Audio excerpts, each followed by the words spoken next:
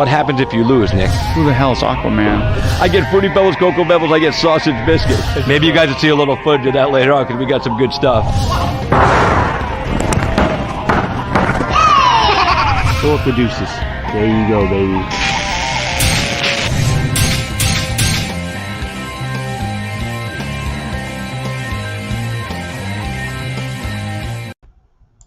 Hey, good evening, boys and girls. Welcome to World Famous Cage Side with Christopher James. I am Christopher James. Happy to be here with you tonight. We have got a party coming your way. What's going on, man? Good to see you. Good to see you. I see my boy, my first guest, is in the green room waiting to come on here and chat with you guys, and he'll be on with us in just a minute. Just wanted to let you guys know that we are back in business.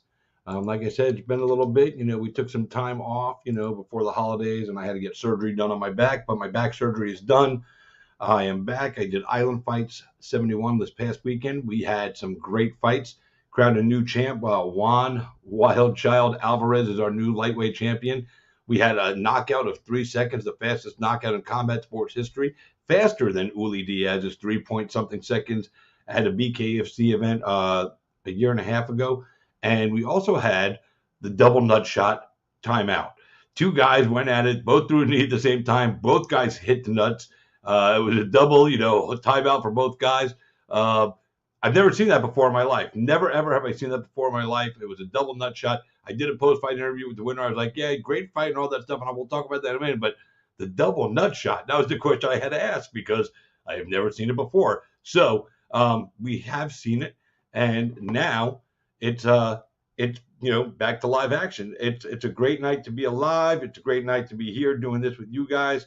And before I bring on my first guest, I'm just going to go ahead and share this out to a bunch of different groups real quick and get this party started. Now, if you have any questions for my guests tonight, feel free to, comment on the comment page there, and we will answer your questions the best we can. If, you have any comments, leave the comment as well. We'll address the comments as they come up if they are worthy of being commented on. Because, you never know with you guys. You guys go some crazy stuff sometimes. And sometimes I just go, oh, my God, I can't believe that somebody asked me to ask this question. But, it is what it is. My first guest, he was just down here in Florida celebrating his wedding anniversary with his wife, Cassandra, a lovely young couple. People probably see us out to dinner because I've gone out to dinner with them the last few times they've been in town. And people probably think I'm his dad, because I'm old and he's young. And they probably think, I'm out with my son and his daughter, or my daughter and her boyfriend. And it's just crazy like that. So, but it is what it is. So we are going to bring him in right now. He fights in the UFC. If my calculations are correct, he is 14-1 as a professional fighter. And he, in his last fight inside the octagon, he got his jaw broke and still won the fucking fight. That's called grit. That's called real. That's called Kentucky, baby. He's up there in Kentucky, and that's how they do it, man. Those Kentucky country boys are strong ass. They have no quit in them. And I'm honestly excited to know this guy. We've chatted a couple of times. Like I said, I've hung out with him a couple of times outside of, the show. And he's truly a really cool cat. His wife is a really great girl. And I'm really happy to have him joining us on the show right now. So let's bring him in. My man, Mayhem. Nate Maness joining us on the show. Nate, welcome to the show, brother. How are you, my friend? I'm good, man. How you doing? Oh, same shit, smaller shovel, recovering from my back surgery, just living life, doing what you got to do. How are you today? Oh, man, everything's been good. Got in a noon session today. Got some jiu-jitsu going on. Just got back taking the stepson to Chuck E. Cheese. So I've had a fun day, man. Chuck E. Cheese. What'd you eat at Chuck E. Cheese? Did you pound down some pizza? No, man, we actually ate before we got there. So we just played games for an hour, messed around, bought some tickets. How do you go to Chuck E. Cheese and not eat some of that shitty pizza, man? I'm a little disappointed, Nate. I'm a little disappointed. I'm more of a burger guy, man. So we went to a Red Robin's and I had me a big burger, falling apart, all messy toppings, Yeah, no, I get it. Messy toppings and everything. And I bet you it felt good to stick your fucking big old mouth around that big old cheeseburger after that broken jaw. Oh, yeah, man. It's great. I can't even put it into words. I can't explain it to you. So, it's the broken jaw. Let's talk about that before we get into where we might see you fight next, because I know there's somebody out there you want to fight, and he just fought on a card recently, and he had a stellar performance in his debut. Guy's like 34, 35 years old. and we'll bring his name up in just a minute. But take us through that broken jaw, because it's so hard, as a fighter to go into a fight and be healthy. And then when you go into the fight, you get an injury in the fight and you have to continue to work. And your jaw, I mean, that's pretty severe, dude. But you went in there, you took a broken jaw, and you kept fighting and you won the fight. By the way, shout out to William Long, Forrest Daniels, Flower Rose, Brad Amanda, my boy Brad from Coupler. If you guys want to have a new app to check out, if you like, hey Nate, check this out. Let's say you and your wife, and we'll get back to you in a second on the broken jaw. But I wanted to mention this. My friend Brad and his wife Amanda and their family, they are a part of an app called Coupler, CUPLR, and it's like I don't want to say it's like Tinder because it's not like Tinder. It's a meeting. It's a dating app for couples where you can find couples in your area that has like interest and everything. You don't have a couple to go out with. You want to go out with another couple one night. This app will help you do that. So, if you get a chance to check it out, I believe it's live now. Brad will let me know. If it's not live, it's about to be live. But there's a lot of pop and power behind this app. And it's truly something that I think is, long overdue. So congratulations to Brad on the success of Coupler. And they've even got their own token, crypto token, which is awesome. So, but anyway, so you go out there, you fight with a broken jaw, and you continue to fight. Take us through the mentality because you had to know your jaw was fucked up. Going in after you got broke, even with the adrenaline, you still had to know something was wrong. You're like, oh, it don't feel good. Whoa. So tell us, when you knew it was broke and how you were able to continue to have the mental fortitude to go forward. Yeah, so I think it got broke when Tony dropped me right at the end of that first round. I remember walking back to my corner. My teeth were kind of moving. I'm kind of playing with them inside with my tongue. I didn't know it was broke. Obviously, you have some pain, but I mean, I did just get dropped. So that was my first time being dropped. So I'm really not sure what it's supposed to be like. But yeah, man, it wasn't. I didn't know it was broke. There is a lot of adrenaline, like you said.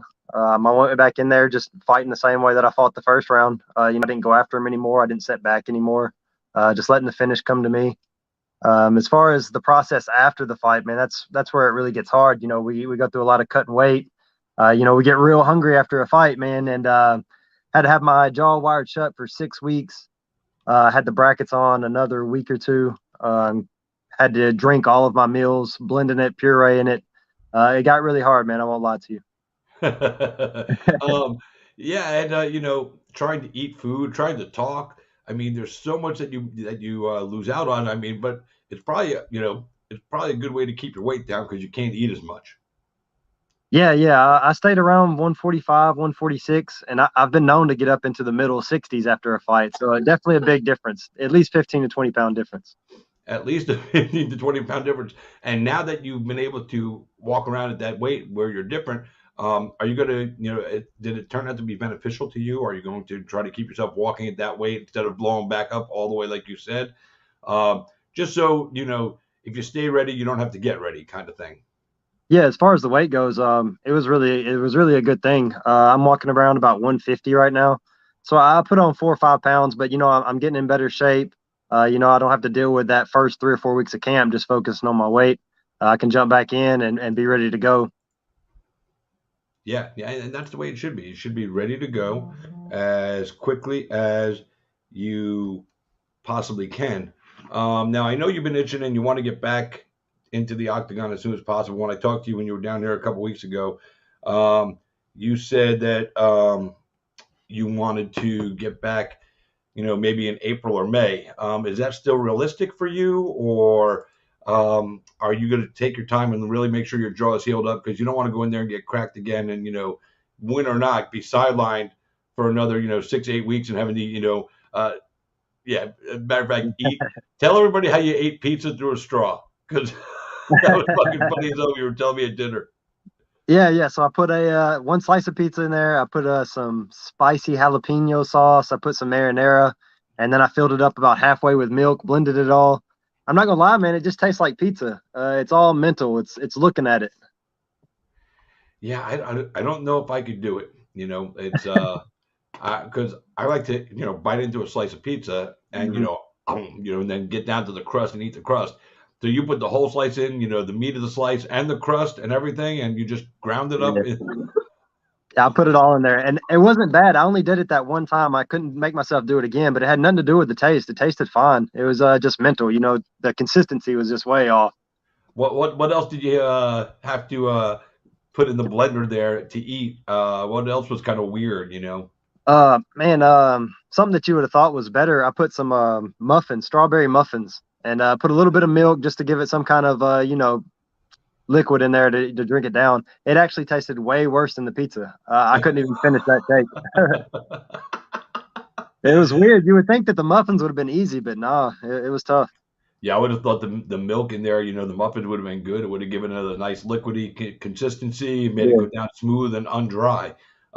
What about like did you do like cookies and milk ground up in the thing? Like some Oreos. I mean, because that's got to be good. I mean, was Yeah, I that did it? some like peanut butter shakes, some cookies. I would go to Dairy Queen and get the banana split, blend those up. There was definitely, it wasn't all bad. There was some good stuff as far as sweets go. When you're talking about like real hearty meals, stuff that gets you full, you couldn't hardly find that.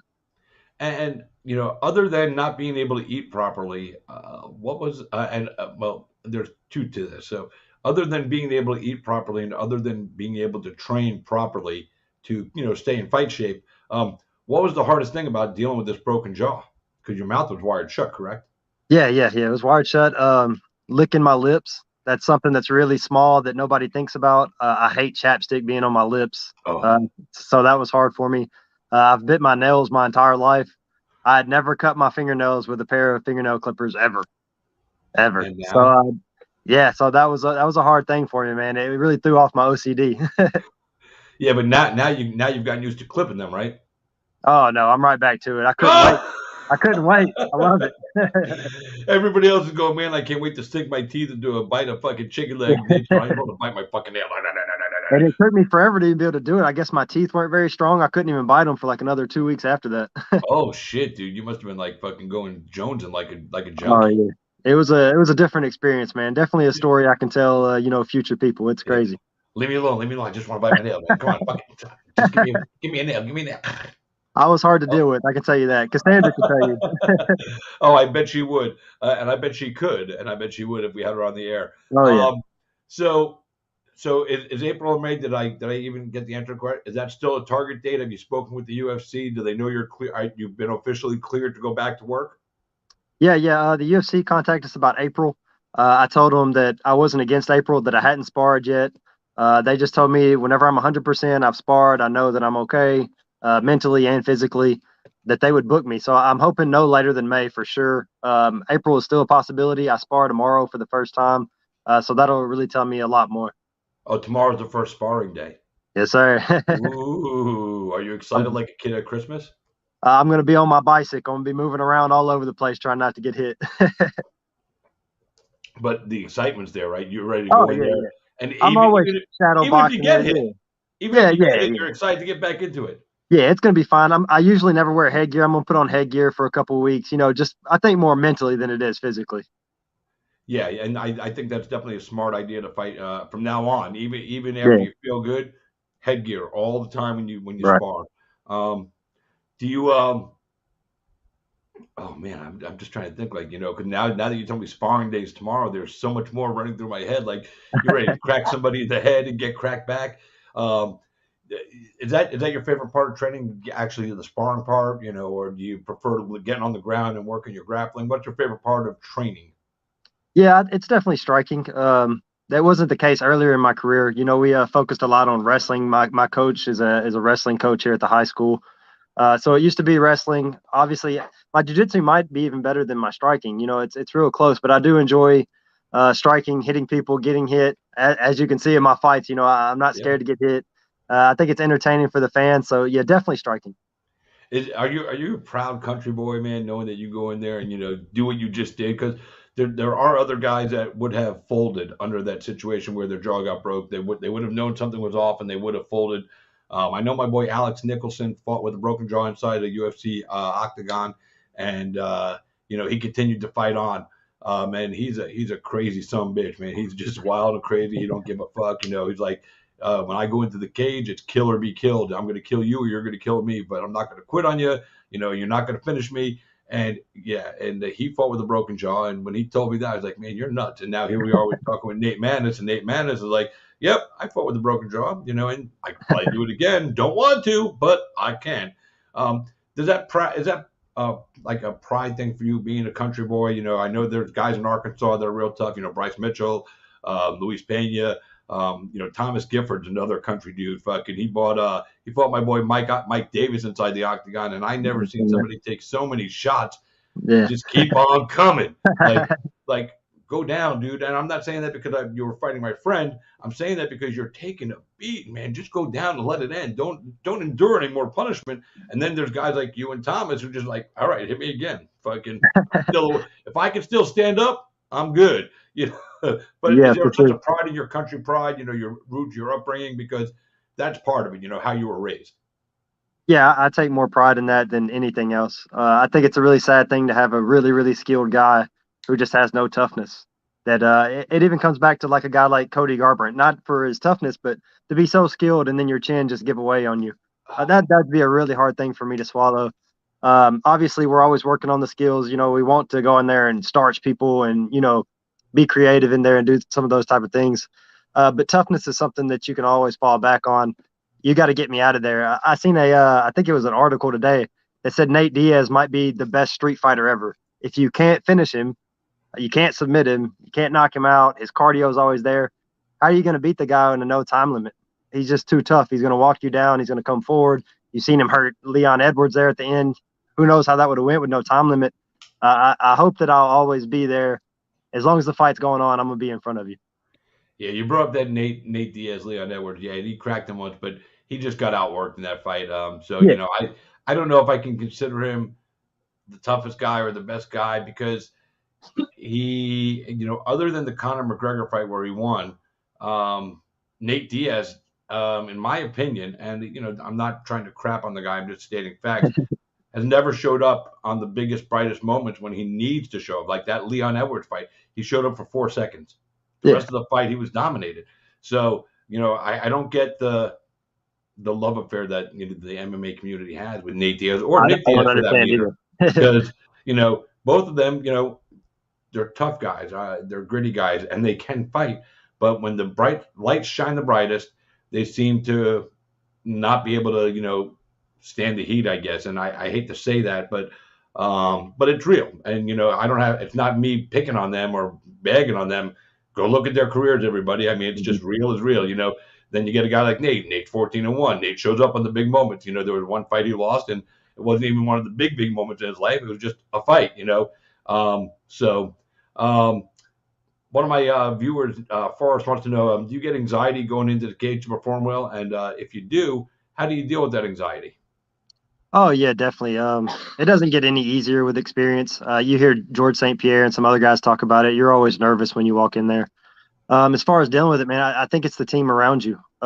Brad is just as tough as I am, if not tougher. He just hasn't had the stage to show it.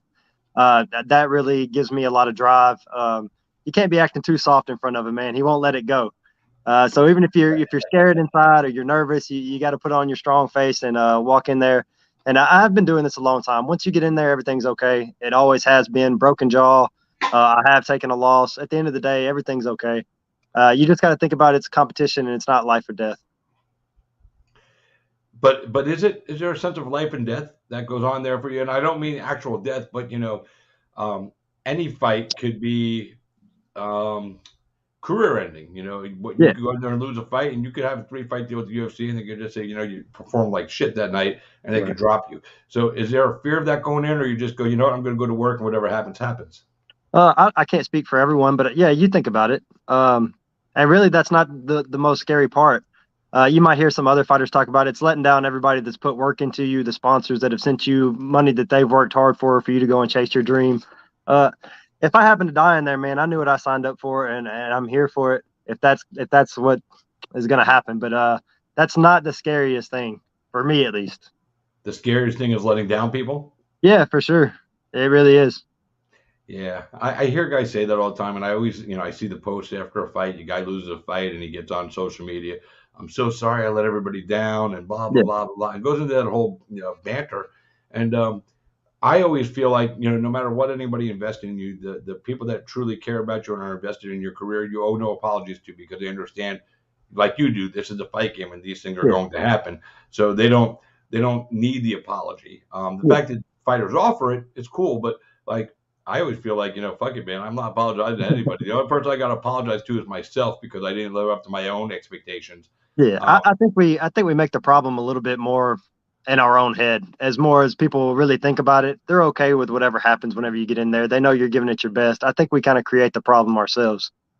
Yeah, that seems about right. I mean, it's self-created, drama inside our heads. And I think that's not just in the fight game. I think that's just in any part of life. You get into a fight with your wife, and you're worried if she's still mad at you, and then you create this fear in your head where she's going to be really pissed. She doesn't want to talk to you, Yeah, this and that, and all of a sudden, you could take it and run with it. Oh my God, she's going to leave me. And meanwhile, all we're talking about is you forgot to put the toilet seat down. But but we can create so much drama off something Mhm. so little, Yeah, so small. By the way, instead of worrying about putting the toilet seat down for the wives and the girlfriends, maybe they should remember to leave the toilet seat up because they know we're going in there next. I like how you think. Proactive, and then we remember, all right, she put it up, I'll put it down. You know, Equality. equality, baby. Why should we have to worry about putting down for them to sit on when they don't leave it up for us to stand up? I mean, fuck. It's such bullshit, man. It's a double standard, and I'm going to run for office, and that's going to be my fucking sticking platform. Put the seat up, bitches. Here we You got go. my vote. All right, I'm going to win. Now, Nate Maness, the fighter, versus Nate Maness, the regular normal human being. Is there a difference? um, Man, sitting here thinking about, I don't think so. I think I do the same things inside training or inside the cage as I do out here. I'm a pretty normal person. We've met a few times. Yeah, I think the fighter that you see in there doing the interviews or this or that is the same guy that you get when you hang out with me. I think so. yeah, I think so too. But I got to ask, because I'm not that deeply entrenched in your life. I don't see you on a daily basis, so I don't know if it's the same guy. So I ask, fuck it, Yeah, either yeah, you yeah. are or you are, fuck it. Right. You're like, no, I'm a different guy, motherfucker. Colby Covington, that's my persona over here. I need to make one, man. I can get a little bit more money. It's funny that you said that because I, and you know what sucks for a guy like you who goes out there and fights hard. Again, you have a stellar record. You're 14-1, and you're personable. You're a good guy. You're a decent looking guy. You have all the tools in the box. You check all the boxes basically for the UFC. You go out there and fight. You'll fight hurt. You'll fight short notice. Again, you're good looking. You got a decent little social media going. You got to build your social media brand, but the thing that'll catapult you over the top isn't even your fighting. It's fucking being Mhm. like Colby Covington or being like Henry Cejudo. Now those guys can fight, of course, but they deliver something else beyond that. They deliver the entertainment value. Yeah. So have you brought it up? Have you thought about what kind of character does Nate have to create? I mean, I saw something today where Ronda Rousey, she decided when she was getting here that she was going to be the most hated heel in MMA history. That was her game plan going in, and she accomplished that. When she was in the UFC, people hated her. I was one of them. I respected the fuck out of what she did, but I hated her because of the way she treated other people and everything. And fortunately, I got to meet Ronda after she left the UFC. When she joined WWE. I went to WrestleMania up in New Orleans with my nephew Michael, who's a Make a Wish kid, and so they brought me, my wife, my brother, and my nephew, and they fucking first class the whole trip. They Make a Wish is such an awesome organization. Yeah. They do so much for these kids with nasty illnesses that don't have a future. Some of them. And luckily, my nephew does have a future, but he's still a sick boy. Yeah. Um, but I met Rhonda there, and I watched her play with the kids, and I watched her hang out with the kids, and I talked to her for about 10 minutes. I told her I was an MMA reporter, and I said I wanted to interview her. She said, I can't interview her, but we can chat. And I chose, all right, let's chat.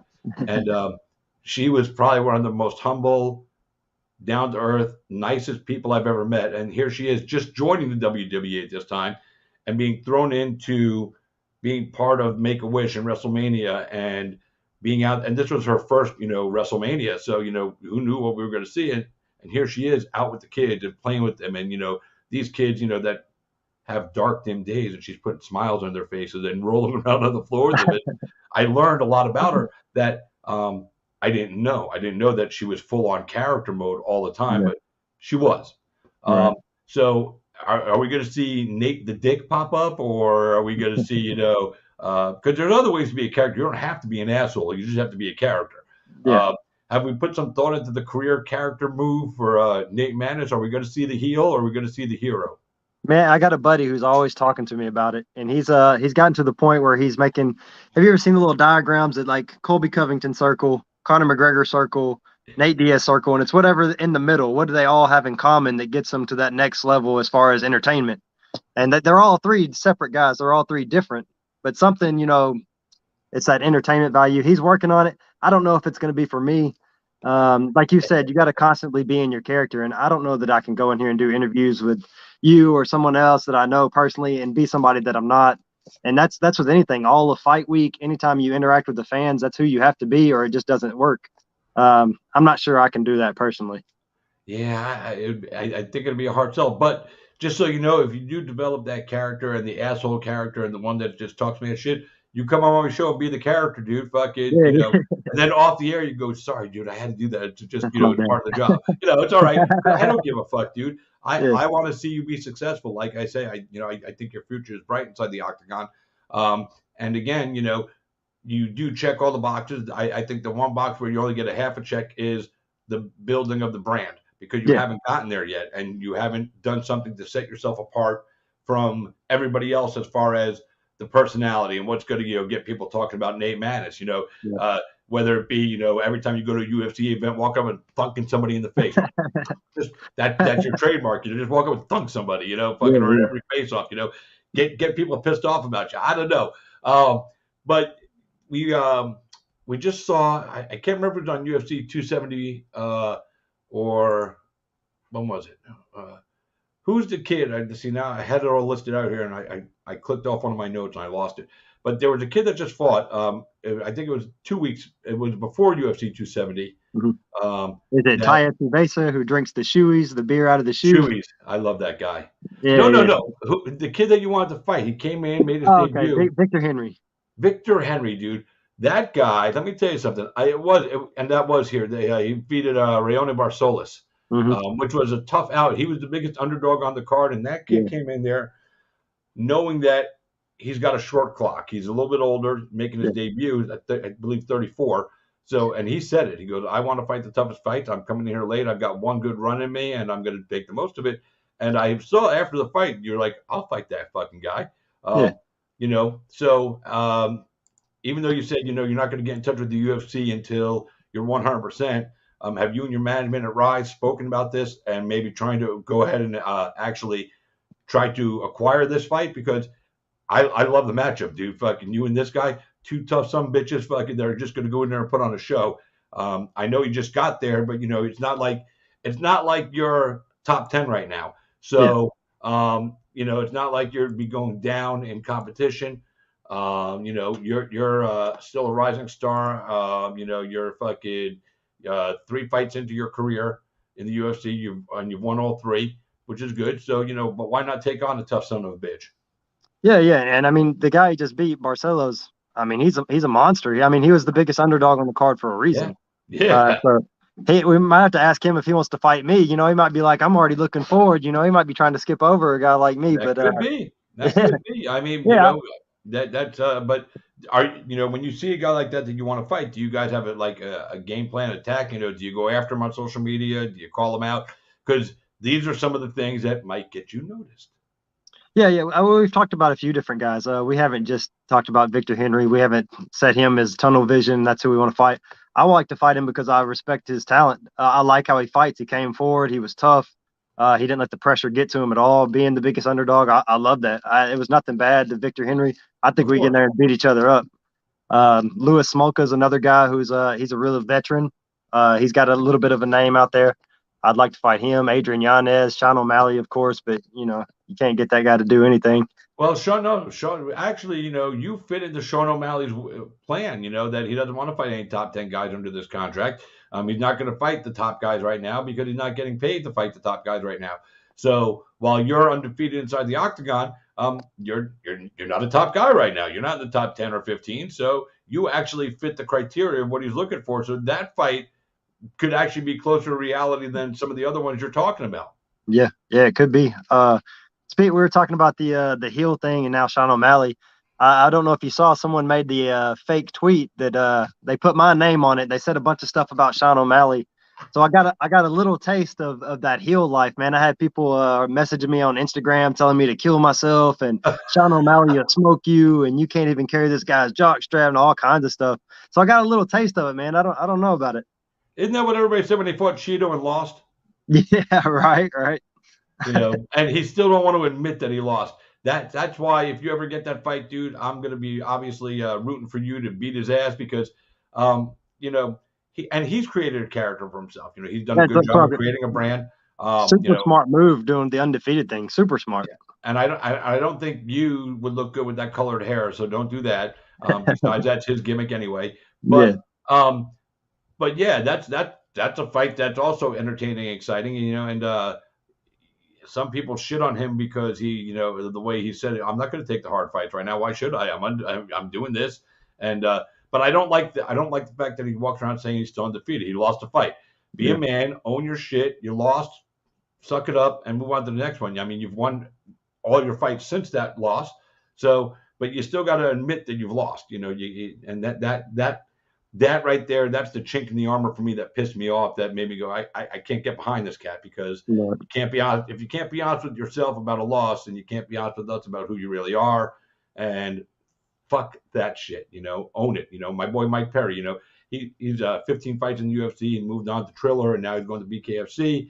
And Mike's lost some fights. Mike's gotten beat up a couple of times. Nobody ever stopped him, but he's gotten beat up a couple of times. And it's on to the next one. The next one's the best one. And I got beat up, man. I'm a fighter. This shit happens. Fucking own it. So, but yeah, you and Homeboy would be an absolutely awesome fight. I would definitely tune in to watch that. I might even make the trip out to go see that one live and in person because that would be pretty dope. You and Victor Henry, that would be awesome.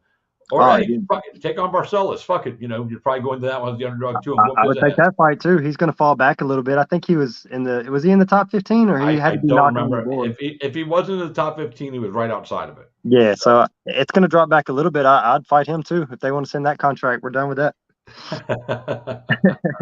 I love it. So what else you got coming up? Anything good? Anything fun going on in life, in your personal life? You got any little adventures planned with you and the wife or you and some of your homeboys? What's going on? Well, we just got back from Tennessee. It feels like all we've been doing is traveling since the fight. So I'm looking forward to staying at home a little bit. I am starting to do some seminars. I don't know if you've seen the post. I got my first seminar coming up in March. So that's a different alley that I'm trying to get out and branch and, meet different people and make some extra money and teach a little bit, give back. But that's really the only new thing going on, starting some seminars. You nervous about doing that? A little bit. People are paying to learn from you, man. You can't fuck up. Yeah, and teaching is so much different than doing. When I do, you go in there and you just you let it happen. You got things on muscle memory. When you're actually having to break down the technique detail by detail, I think it actually makes you a little better. Yeah. Are you going to practice what you're going to do at the seminar, like before you go and do the seminar? Just to make sure you're on point? Yeah, I'll have everything wrote down. I'm going to try to make it as smooth as I possibly can. Obviously, there's going to be kinks. My first 2 or 3, I'm sure won't go as smooth as I'm hoping, but it's definitely something I'm trying to get better at. Cool. I like it, man. I like that you're branching out and doing different things. Maybe one day we'll see a chain of Maness training facilities all across the country. Things like that happen. There's a lot of fighters that have taken their fight career and turned it into successful gym careers. Right. It's always good to, branch out and have something else to do. So, real quick before I let you go, we saw Francis Ngannou and Cereal gone. Mm-hmm. Those memes are funny. When you go for breakfast in the morning, the cereal's gone. The first time I saw the meme, I was like, what? And then I said, oh, shit, that's fucking low-key funny, I don't know how guys think of it, man. It's really smart. Yeah, I'll tell you how they think of it, dude. It's something that you don't do, but I do. Yeah. It's right here. It's called weed. There That's how you they go. think of this stuff. They like, watch, I'll show you. All right. Now my creative juices are flowing. There you go. I'm gonna come up with something awesome right now.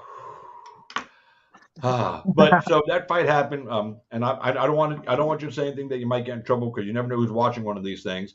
But Francis Ngannou is going to go have knee surgery. He's going to be on the shelf for a year. He won his last fight. It was the last fight of his contract, but the championship clause kicks in, which means they got to give him 3 fights this year, or get him to defend this year. And if a whole calendar year goes by, he's a free agent. He's been very vocal about not getting paid properly and not fighting again with the UFC. What's your take on a guy like that who's done nothing but do the right thing for the UFC and to be in this kind of a, I guess, shitty situation? And again, don't say anything that you think is going to get you in trouble if somebody's watching, because I don't want you to do that. But just as a fight fan, not as a UFC fighter, just as a fight fan, do you feel for the guy? Does it suck that he's going through this? Does it bother you that he's going through this? I guess a little bit as a fighter, because potentially something like that could happen to you down the road. Yeah, man, I hate to see it happen. I haven't met Francis, but I think he's a pretty good guy. I'd like to know what's going on in those meetings where they haven't been able to come to terms on a contract. I have a hard time believing it's all on him or all on the UFC. I'm sure they're both have their parts to play in absolutely. it. I heard Francis, $500,000 or $600,000 that he won't fight for this anymore. I know Jake Paul and all these guys make all these millions. That's a lot of money to me, so I have a hard time feeling too bad for him. But I think more than anything, he wants to fight MMA, and he wants to be able to go out there and box like Conor did. And he's just not the draw Conor is. You can only expect so much from your business partners, which is what the UFC is to us. You got to make them money first. So I understand both sides. Cool. Is what it is. Can you ever imagine turning down $600,000 for a fight? Oh no, man! I can't imagine turning down $50,000. Money's money, you know what I mean? We love to fight anyway. Yeah. But you know what? You might get to that point one day where $600,000 might just be like, it's not worth it for me anymore at this point because I've developed myself and grown. So, all right. Well, real quick before I let you go, anybody you want to shout out, give some love to before we jump on out of here with you?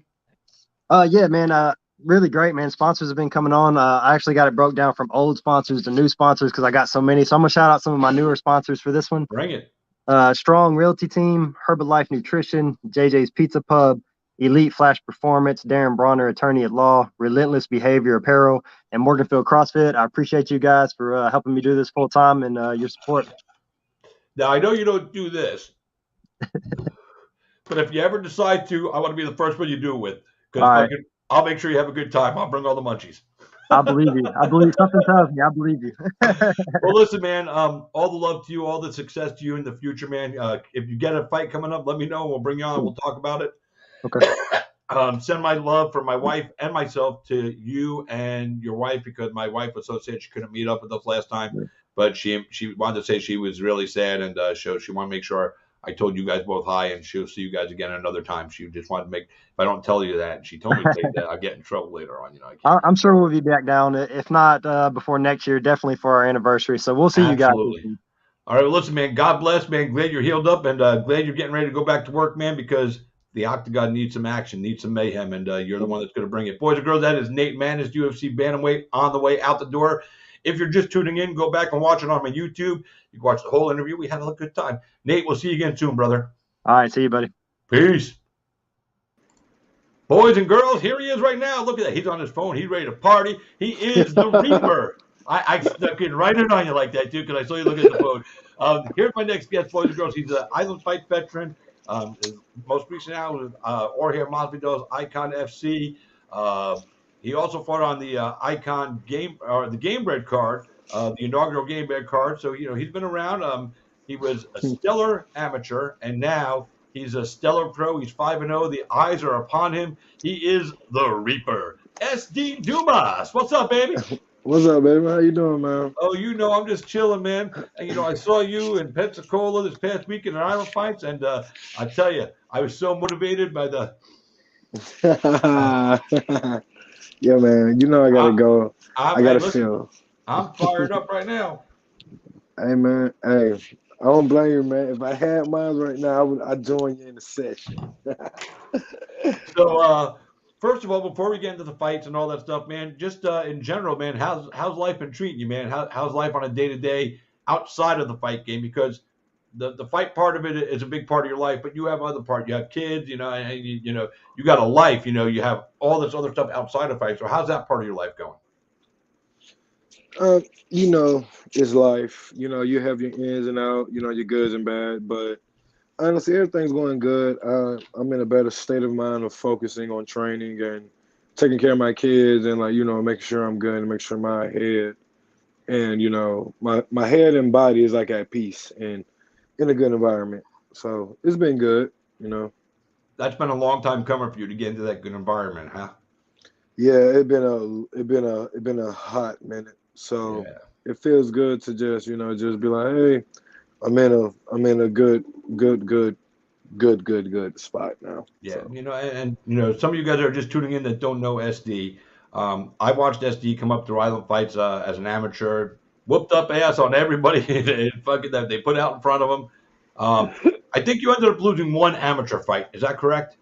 yeah, I lost in one amateur fight. Honestly, I want to run it back with the dude because, like I said, man, they said that it was because of rule settings.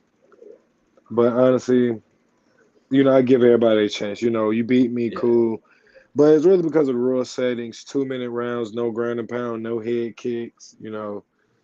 That's kind of crazy. I ain't never been in a rule setting like that. But, all due respect to Miles Lee, I still want to run that fight back. Yeah. So, Got to get that L back, man. Got to get that L back. oh, Fuck, yeah. I feel you. But what I do know is that it's while it's something you want to get back, it's not something that's overtaking your mind. I know a lot of guys when they lose a fight, like Conor McGregor, he lost to Nate Diaz, he lost his shit, man. He had to get that fight right back, and obviously he was in the position to do so, being the biggest star in the UFC. But some Yeah. guys really let that control them. Now you haven't tasted but one loss. So, and I'm sure that night you probably that night you wanted it back the next day. But as you think about it, you're like, all right, man. So I lost a fight, man. First of all, it's an amateur fight, so it Yeah. doesn't really have any big effect on your career. Maybe as a pro, you'd be a little more upset about it and a little hungrier to get it back. But I do Mhm. like the fact that you want to get it back. But what you guys don't know is, some of you guys don't know is, SD, while you look at him today, he's chilling. He's got headphones on. He's living the good life, like you heard him say. He's in a really good headspace. Mind and body physically have come together at the right time, and it's really working out for him. But it wasn't always like that for SD. SD came up hard. SD came up, had some issues with the law.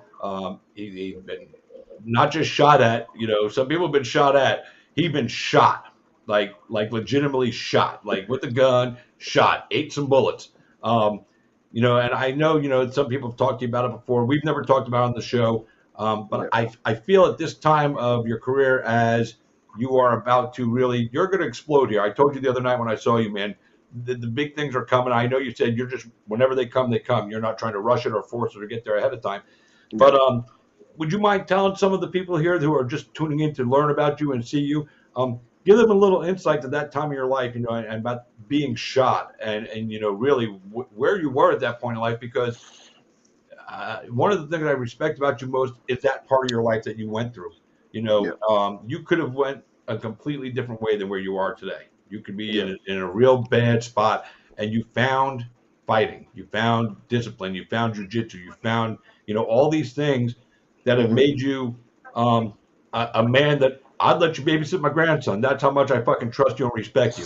And even knowing your past history, I would leave my house with you and my grandson. I know when I come back, my grandson would probably learn how to play some video games, and it'd be chill because I know you're a good human being, in spite of, mistakes from your past. So just share with, if you don't mind, about being shot and what that did for you, and maybe, a little bit insight onto that, because the people want to know about it. Like honestly, I tell people, fighting is honestly, a good way to get out of things. But honestly, just being in that situation, it was like a live or die situation. When I got shot and everything else, it was dealing with basically over beef over a girl, over some money, over some dumb. When it came down to it, like I tell a lot of people, it was mostly because honestly I didn't care. Like I was into the drama. I wanted a name for myself. Like I wanted I wanted it all. And my people told me you live a fast life, then you might die fast. But I didn't care about that. I was just trying to get into it. Doesn't matter if I was shooting at other people, robbing somebody. It didn't matter. I was just trying to hurry up and get it. And at that time, I didn't care about being, shot at. I didn't care about getting shot. Only time I started caring it was like when I started losing homies, like when I started losing family members close to me. It started like wear and tear on me a little bit, but it was more of like when I got shot, it was more I was in my head, I was going through it because I lost like so many people within like a week or two or like a few days, and I'm just sitting like, bro, like what the fuck is going on here? And then I couldn't talk to nobody because everybody that I tried to talk to couldn't like relate. And then when you hear somebody talking about guns and like, oh, oh, you robbed this person, this is this why this happened to your homeboy. So people just start to criticize you. And like I tell people, bro, you can't criticize us some type of way. I was trying to make me some money. Like everybody can't go out and go work a 9 to 5 job. Everybody can't do it. Some people say they can do it, but when it boils down to it, like some people can't. And when I try to talk to people about the situation, stuff like that, they just couldn't relate because it been situations like, don't get me wrong, my mom and stuff, my people, they raised me right. But, I don't blame a lot of the way acting and, some type of things. Because like I said, mom can only carry your hand so far. When it's time for you to go out and go do stuff on your own, they tell you like, hey, it's going to burn you, don't touch the pot because it's hot. And you still going to go touch it. So like I did a couple of things and stuff on my own. I wasn't expecting, to get shot at, pistol whipped before, little smaller things like that before. But like I tell people at the end of the day, like just don't, look at me as, oh, because that happened and think like, oh, just let's look at him like shit. Like, nah, bro, it was a reason why I had to do this. I didn't want to do it, you feel me? It was just that I had to because it was just the people around the environment and it's just like it's something I grew up on, I don't never tell people like, oh, my past, I'm so hurt. Nah, I'm glad, I'm glad my past made me, I robbed a couple of people. I'm glad I got shot. I'm glad I went through all that. Like, I'm glad I went through, so I can tell people like, hey, yo, there's different ways out. But, I got something to show people like, hey, you know, so. Yeah, it's an inspirational, for the bad things that you were going through in life, and the bad things that you may have done in life, you've completely turned around, and you got shot like 5 or 6 times, right? At one time, like you ate 5 or 6 bullets, and you know, most people wouldn't even survive that, dude. And here you are, and now you're one of the top MMA prospects in the country, an athlete, making his grind to the top. It's such a big life swing. It isn't just a career swing; it's a life swing, because you could be in prison right now. You could be dead right now, and you're not, and you're doing Yeah. the right things in your life right now. Like you said, you're taking care of your family, taking care of your kids, raising them up right, doing all the right things you're supposed to do. You're training and you're staying focused on this path of being a professional fighter. This was your way out, and this is your way. If you continue to go the way you're going, and I'm not saying this because I know you, and this isn't Chris, your friendly neighborhood ring announcer. This is Chris, MMA analyst, MMA reporter, saying I've watched a lot of guys come up in the sport, and some of them thought they were going to be something, and didn't quite achieve it. And then there's other guys I've seen come up through the sport that I thought were going to be something, and they've turned into more than I ever thought they could be. You are one of those guys that I've watched, and I've had the privilege to watch from your amateurs, and now watching you as a pro, to see you develop from the first time I saw you to where you are now. I mean, it's such a huge change of not just the person, because you were a little different when I first met you. You were a little more rough around the edges, but now you've you're not as rough around the edges. You're still you. You haven't changed who you are. You just refined some of the things you do. But your fighting has jumped from here to here. Like you can't even see my hand on the screen. That's how high up you've come, and you're still learning and growing. And that's the scary part, SD, is that you're still becoming a better fighter. So from what I've seen, I see you becoming as big a star and as big a success as you want to be. And I don't just say that to everybody, but Appreciate it, man. I really believe that you have that. And again, your life could have went so wrong. When you sit there and you think about it like that, how does that make you feel that you've been able to turn it all around, like inside as a man? How do you feel inside, bro? Honestly, I'm gonna be real with you. I feel great because, like I sit back and look at some people, and I ain't saying this like in no type of like arrogant, cocky, way like this. When a lot of people say like they can't do a certain thing because something particularly just happened in their life, I kind of look at them and be like, hey, bro, it's an option A, B, C, D, and even E says all the above. And that's where I kind of like put in my eyesight. Like a lot of people like in this sport, like don't get me wrong, I love my fans and I also love people that hate on me too. Like that's the type of mindset I have is like even when back then when I was doing dumb stuff. I know if I stop what I'm doing, people gonna love it that hated on me. But the people that actually do mess with me and love me for what I'm doing and understand and respect me, they'll keep growing with me.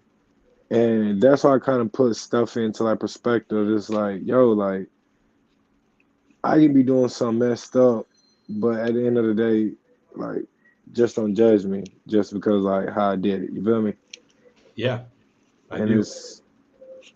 that's just how I don't know. That's just how I think. It's just a weird thinking process, but yeah, I like that you think about the fans and the people that do message you and reach out to you. yeah, Guys like Brad and his family. That yeah, support you since a minute back. But they don't hold it against you for what you've done in your past. They look at you for what you're doing today. yeah, Because I don't care who you are. I don't care how good you are today. Um, at some point in your life, we've all been fucked up and we've done shit that we're not proud of. yeah, Different extents and different degrees, whatever it is. We all have a story, yeah, and we all have the right to change our story and change our narrative. And you've done that. You've changed your narrative of your life and created such a positive spot for yourself because fighting is where you're comfortable. It allows you to, you know, let out some of the anger that you might have inside. You can take that out in the gym. You can beat up a punching bag. Or maybe spar hard with one of your training partners. Because sometimes that happens in the gym. yeah, But it gives you an outlet to let it out, so you don't have to hold it in and be angry. And I think when I first met you, there was a couple times where I saw you were angry about shit. But I haven't seen you angry in a long time. I see you smiled all the time. You're looking sharp, smelling good, fucking yeah, fucking, and just chilling out and enjoying this ride. Jacob Kilburn is watching the show right now, and he is a Island Fights veteran as well. Made it to the UFC, and he said on here, let me post this comment up on the screen. He said, SD getting the call now or another win or two. I told him that at Icon, he's going to blow up soon. He has good people that care behind him that care. And that's right. I told you the same thing. I mean, you don't have to get to yeah, 10-0 anymore to get there. If you have the right people in your corner and you have an excellent management come to a first round management, you got guys like David Arvello and all them watching out for your career. And they know what they're doing and they have clout. And when, a fighter is, a lot of time when a fighter is needed by the UFC or Bellator or the big organizations out there, those guys get the calls from the UFC first because they've had so many fighters there, they've run so much through them. So the fact that you aligned with them, and you did that, you were an amateur when you signed with First Round, and I was like, yeah, wow, they're signing some amateurs, but they knew, and we all knew, and now you're fulfilling our thoughts of what you were going to be. Yeah, you could get the call any day here. I say if you don't get a call up to the octagon right away, I totally see them bringing you to the next Contender Series season later on this summer. You know, and you know that's your ticket in if you don't get a short notice fight. Um, Brad's watching the show also. He said he's got 4 dogs and SD knows everyone by name. That's true. That's That's true. true. Hey So man, but now you know what? But it's like when it even comes out, you know, like a few fights away, like Jacob said, like you said, man, I that what makes me go so much. You know, I see people that really like has been behind me, that's been rocking with me for the long run, and that's what I mess with. And I know people are waiting for me to fail. So when I go into the gym, like how you say, I see you smiling all the time, being happy. Back then, I was too busy was trying to please everybody, and I wasn't pleasing myself, and amen. also sticking up for myself. So like now, when I like now, it's kind of like nah, man, like that doesn't sound right to me at all. Like, bro, I'm gonna speak my mind. It's not because like I know that I'm a very like top prospect fighter. I know I'm a great fighter. You know, that's still learning. Is that hey, if you really respect me and really like you're cool with me, and you're my team, you'll respect my words or my opinion. Yeah. And I noticed that like a lot of people that respect my opinion and a lot of people that really didn't. So I kind of just like why do I put myself in certain situations to fail? So I said, I'd rather be in an unstable environment, but I'd rather not deal with the negativity of people that's trying to put me in an unstable environment. So like that's why like now when it comes to fighting, it's like I'm more happy because like it's nothing to me. Like the only main thing about fighting in that cage is being smart and being comfortable. And that's the main two things. And like and just being happy. Like when I go and have fun and fight, I'm rapping, I'm having fun, I'm dancing in the back, I'm stretching, like I'm just in my own zone while everybody's looking at me like, what the fuck is he doing? And I'm like, bro, I'm just dancing. My bad, I ain't trying to hit nobody. I'm sorry. But like I just like be in my own zone now. And Yeah. like, you know, I get the call, you know, I'm gonna be grateful for it. And I'm gonna show out because, you know, I feel like, you know, boom, that's that's my ticket. And win, lose, or draw, I say this at the end of the day, even when I took my first loss and why losses never bother me, even after that I took my first amateur loss, I can wake up and say, bro, I can fight you any time of the day, Yeah. bro. Anytime. So I'm not stressing about a loss. That just means I got to go back, start from basics, go back and see what I did wrong, and just go back. And exactly what I do now is that I work on the stuff that I normally don't do that I know that can mess up people in the ring. Yeah. And you know, and you had that last fight at Icon. Let's see, when was that? What day was that? It was January 21st. It was the day before my 21st, I think it birthday. was. Yeah. Yeah. And you won that by a head kick in round number one, 59 seconds, at 59 seconds of round one. Um, I was watching that fight, and my favorite part of that knockout wasn't the head kick. It was the punch you caught up on him as he was falling down before the ref got in there, and you caught him in midair as he was falling down. That just tells me, and I'm not saying that to like overkill, but it just said to me that you're trained enough to know that until the ref says stop and it's over, you keep fighting. So you saw that opportunity there, and you landed the perfect uppercut as he was coming down. I mean, it just showed me the elevation of your game. How'd that whole feel for you? Because you just like, you know, I was watching you, and I told you when I saw you in Pensacola. I was watching the fight, and I'm watching. I go, "Oh, SD setting something up. SD setting something up." He found something. I saw it because I've seen you fight enough to know, you know, a Yeah. little bit of when you're about to do something, you know, big. And I saw it coming. I'm telling my wife, I'm on the counter going, babe, look, he's gonna do it. And then boom, you unleash that head kick, and that was the beginning of the end. Uh, how did you see that right away? I mean, was he doing something that was he doing the same thing over and over again that gave you the opportunity? All right, Yeah. maybe just being repetitive. Now I got to finish him.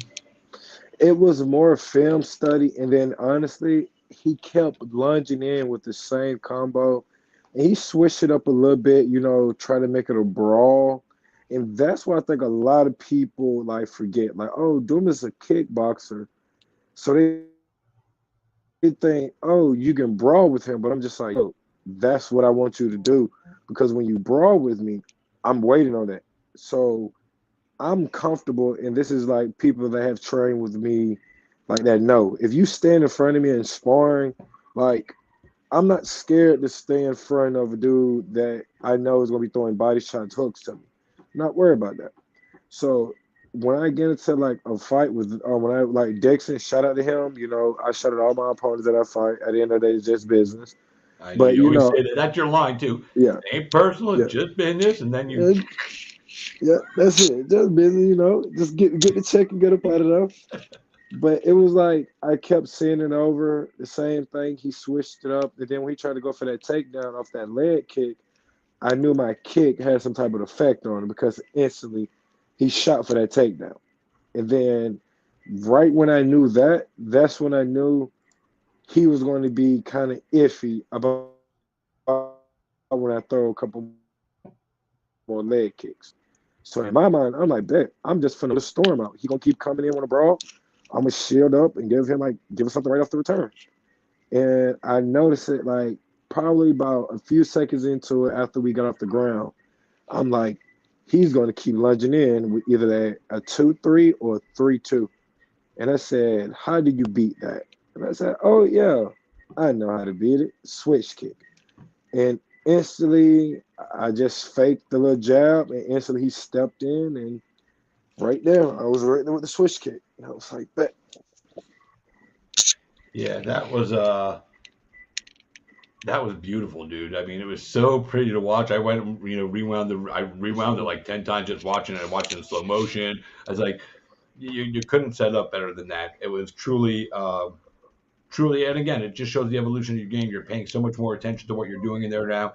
You're not just doing it on, I think you've always had natural raw talent, athletic ability to do things, and you probably would have gotten so far without real proper training. But then the lack of proper training would have caught up with you. But the fact that you're doing it now at 5-0 and you're showing the evolution of your game, you're seeing, things in your opponents that you can pick up on and use to your advantage. It just tells me everything that I believe, in Dean Toole, and the guys at FRM, and we've all seen and we all believe, we all saw it a long time ago that you're not going to be a star. You already are a star. You just haven't hit the big stage yet. It really that's what it is. So the bigger stardom comes with the bigger platform and the more money and all that stuff. But you truly are a star athlete to me. You're showing evolution in every step of your game. Every time you go in there, you're calm, you're mature, you're collected, and all the bad stuff you went through. Like you said, it shaped the man you are today. And I know today you like who you are. And we could all say, man, I wish I could go back and change these things in my life. And a lot of people say that I wish I could have done this different, this different. I'm of the belief, and maybe you and I share this, is that I wouldn't be who I am today if I didn't go through the exact situations that I went through all my life. I wouldn't be this person today. I'd be somebody else. So Yeah. all the good and the bad and the ugly that I had to get through to get to this spot today was supposed to happen. So all the good and the bad and the ugly that you went through, and it sucks that, some of the shit you had to go through, like getting shot and that kind of crazy stuff, was what you needed to shape your life today. For whatever reason, that was the plan from the man upstairs. And, you persevered and you shined through and you walked tall with your head high. And you're a proud, man today. And that's the biggest success you'll ever have. It won't be inside the cage. It'll be outside the cage, just being a better human being. The fighting in the cage and getting paid to beat people up, that's bonus. That's gravy. That's extra gravy on that biscuit. You know what I'm saying? For real, for real. Yeah, You for real, could be for going real. to jail for beating people's ass. Fuck that. Now you get paid to beat people's ass. Be like, I wish I could okay. beat people up. Hey man, it'd be fun, man. Listen, man, I say, man, It'd be it's fun. fun. It'd be fun, man. It'd be fun fighting people, man. I gotta tell people, if I get into a fight with somebody that bring it to me, man, I'm not gonna trip, bro. What's up, bro? Hey, bro. All right, bam, you hit. All right, let's go. I like that. Let's go. Come on, let's keep going. I'm gonna back a little bit, and I'm gonna get myself situated, and then I'm gonna come back, and I'm gonna keep going back and forth. Yeah, I honestly think you're one of those guys that you're waiting for somebody to take you 3 rounds and really give you a big fight, because you don't just want to I mean, don't get me wrong, you don't get paid by the hour, so the faster you get in and the faster you get out, it's better for you. But there's a little piece of me that says SD wants somebody that's going to test him, that's going to really try him and fucking take him to a fucking real tough fight that he still wins, but then he's been in a fight. You know what I'm saying? So Yeah. I can't wait to see. I don't know if that guy's out there right now, but I think once you hit that bigger stage, you're going to meet those motherfuckers, and I can't wait to see it happen for you, brother. Like I said, I think it's going to come sooner than later for you. And I know you're humble about it. And you'll just take it when it comes, and that's what makes you a good dude. Thank you for taking the time tonight to join us on the show and to be real. Hey, man, thank you. No, thank you. I mean, really, and to be honest about your story and talk about it. I'm glad that you're willing to talk about it. You should always talk about it. There's going to be kids out there that are going to hear your story about going through the bad times and the dark times of being shot 5 times, and they're going to go, "Wow, man, that could be my life, but I don't want it to be my life. I'm going to follow SD's career. I'm going to get into athletics right away when I'm young, and I'm going to change my life before my life changes me." And for that, that's the inspiration. That is absolutely, a great thing that you're doing. So we appreciate it. Before I let you go, anybody you want to shout out sponsors or anything? Teammates, Brad, dogs. Yeah, I want to shout out. So hold on, all right, let me go ahead and get everything. So I do want to shout out. I want to go ahead and shout out Brad. I want to make sure that everybody knows this. Coupler, go to coupler.com. The app will be fully hitting on the App Store, Android, Apple, February 14th. So Valentine's Day. I know. So hey, everything is big. Cryptocurrency is like really hitting the market right now. So I'm just advising everybody, get with Coupler, CUPLR.com. Get that digital money. It's free money, y'all. I want to give to BB's Pest Control, Fight Friends, Billy Cart Bells Bunsman, Sean Lynch Glass Replacement. I want to also give a shout out to Submarine with my boy Will Coverton. I got so many people, man. I'm sorry. I'm gonna go ahead and knock them all out. Mako Tech, that does my mouth guards for my fights to say smile on it.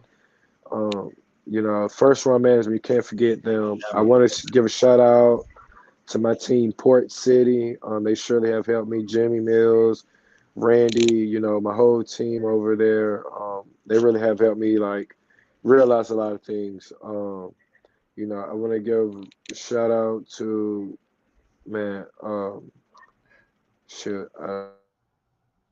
I got so many sponsors, man.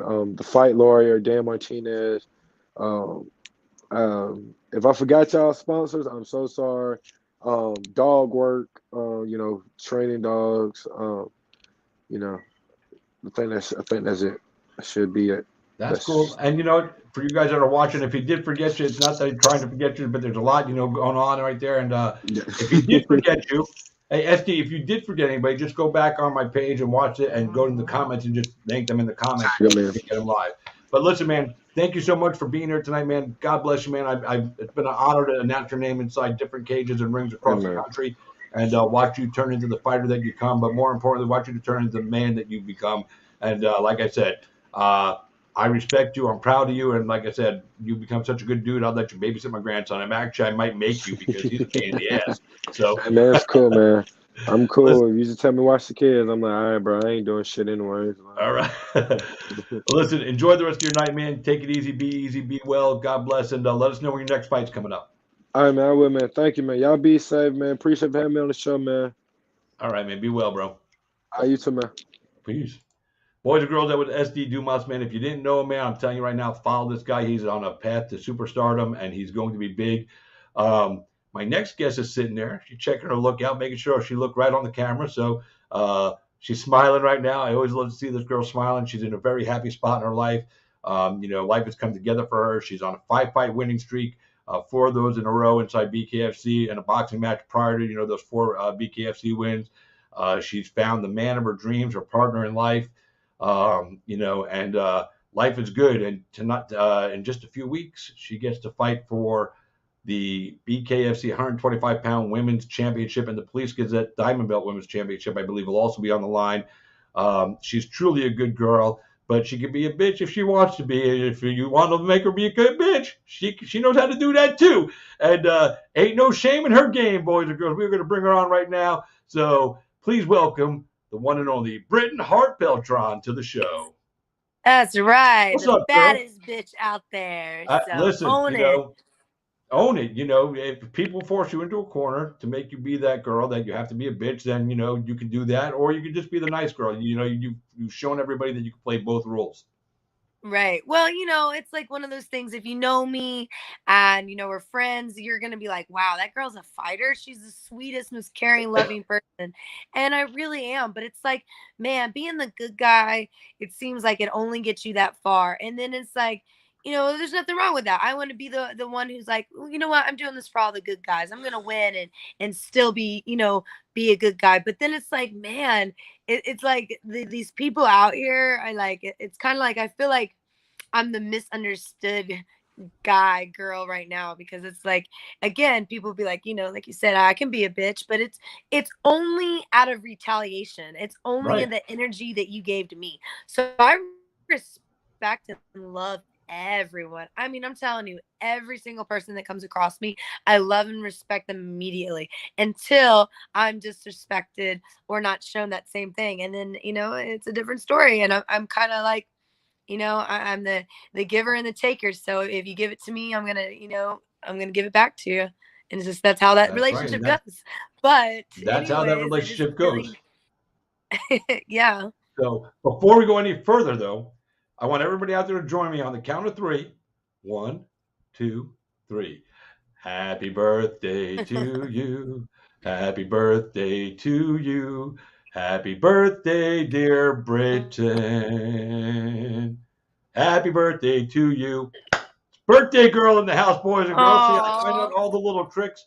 I get messages from people that tell me, hey, did you know it's your birthday? It's like, yeah, I had a feeling it was coming up right here and everything. And because, you see stuff on social media and you pay attention. And that's how I do it. It's out there. You just got to grab it. So happiest of birthdays to you. And I think the best birthday present you've got, besides your husband and your life and your family, is the fact that you're getting to fight for BKFC and Police Gazette Gold and Diamonds here in just a couple of weeks. Against somebody you fought before, Christine Ferreira. She's no easy out for anybody. She's a tough girl. You fought her, and she got you the first time. But before we get into the actual fight and talking about different things you're going to try to do this time around, how important was it for you that this fight came up now? Like, they didn't make you wait anymore, because you're the winningest fighter in BKFC females right now. You're on the longest winning streak. You've taken out the big stars that they brought in that they thought were going to be their big stars, paying them big money, in Pearl and Paige. And, some girls would have folded under the pressure fighting those big names from the UFC. There's no doubt.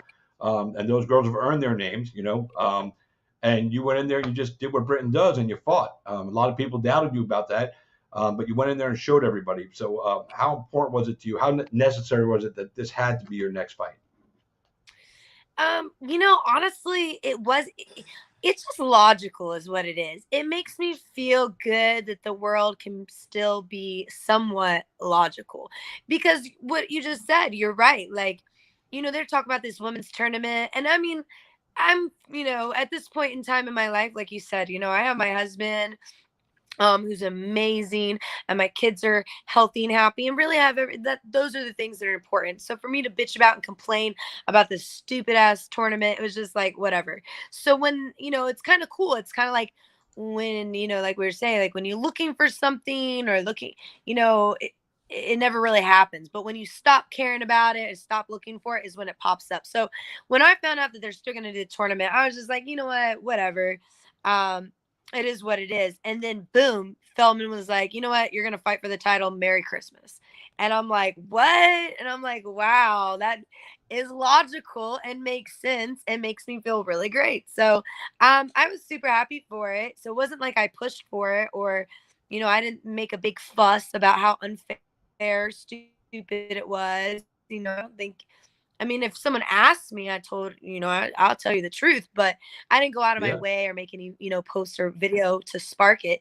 So, to me, it's just like, it kind of feels like fate and destiny. It's not something that I'm like, constantly trying to pull for. I'm just like, I'm going with the flow, and I think good things happen to people who do that. And again, with beating Paige, being the underdog, and then having the Jenny Savage fight, and everyone thinking I'm the underdog for that fight, and then the Pearl fight was like a 3 weeks notice, and everyone thinking I'm gonna get smashed for that.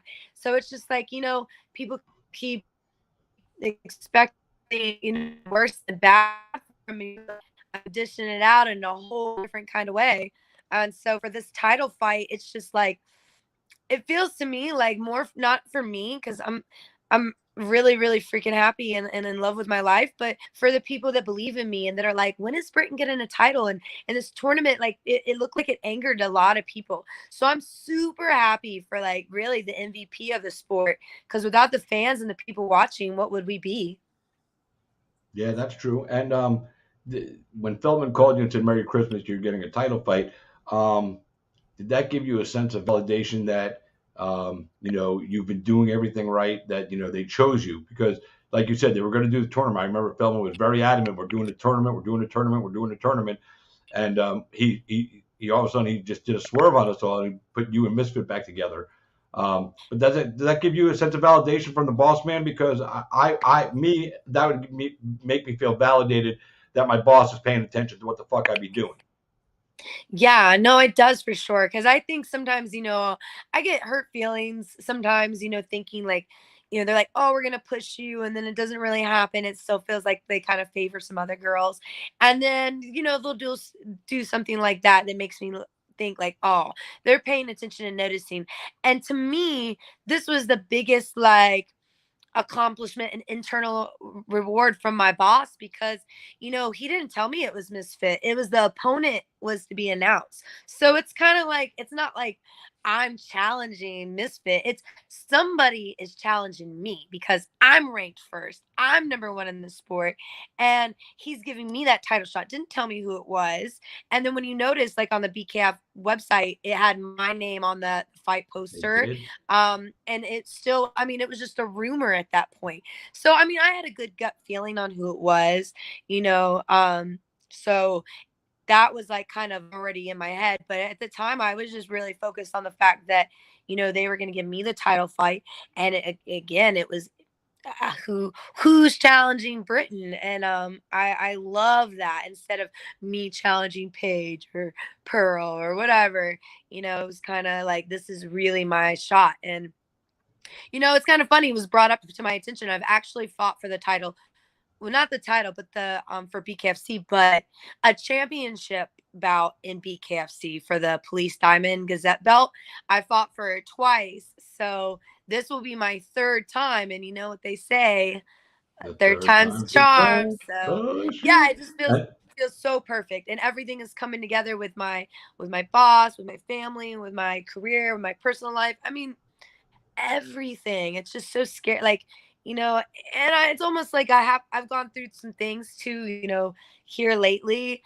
And my husband has been such a big part of it, because he's like, hey, he says, if this didn't happen, it would have been too easy for you. And there's no promise without the struggle. You have to have some kind of obstacle or hardship. And so going forward now, I'm like, I'm just super strong, feeling that everything is fit together in such a perfect, just even the bad things that I wish I could say and talk about right now, but I'd like to keep them a surprise until after the fight, and then hit you guys with that big hammer after. Holding out on us. I see what's going on. All right, that's cool. Whatever, that's fine. You can do that.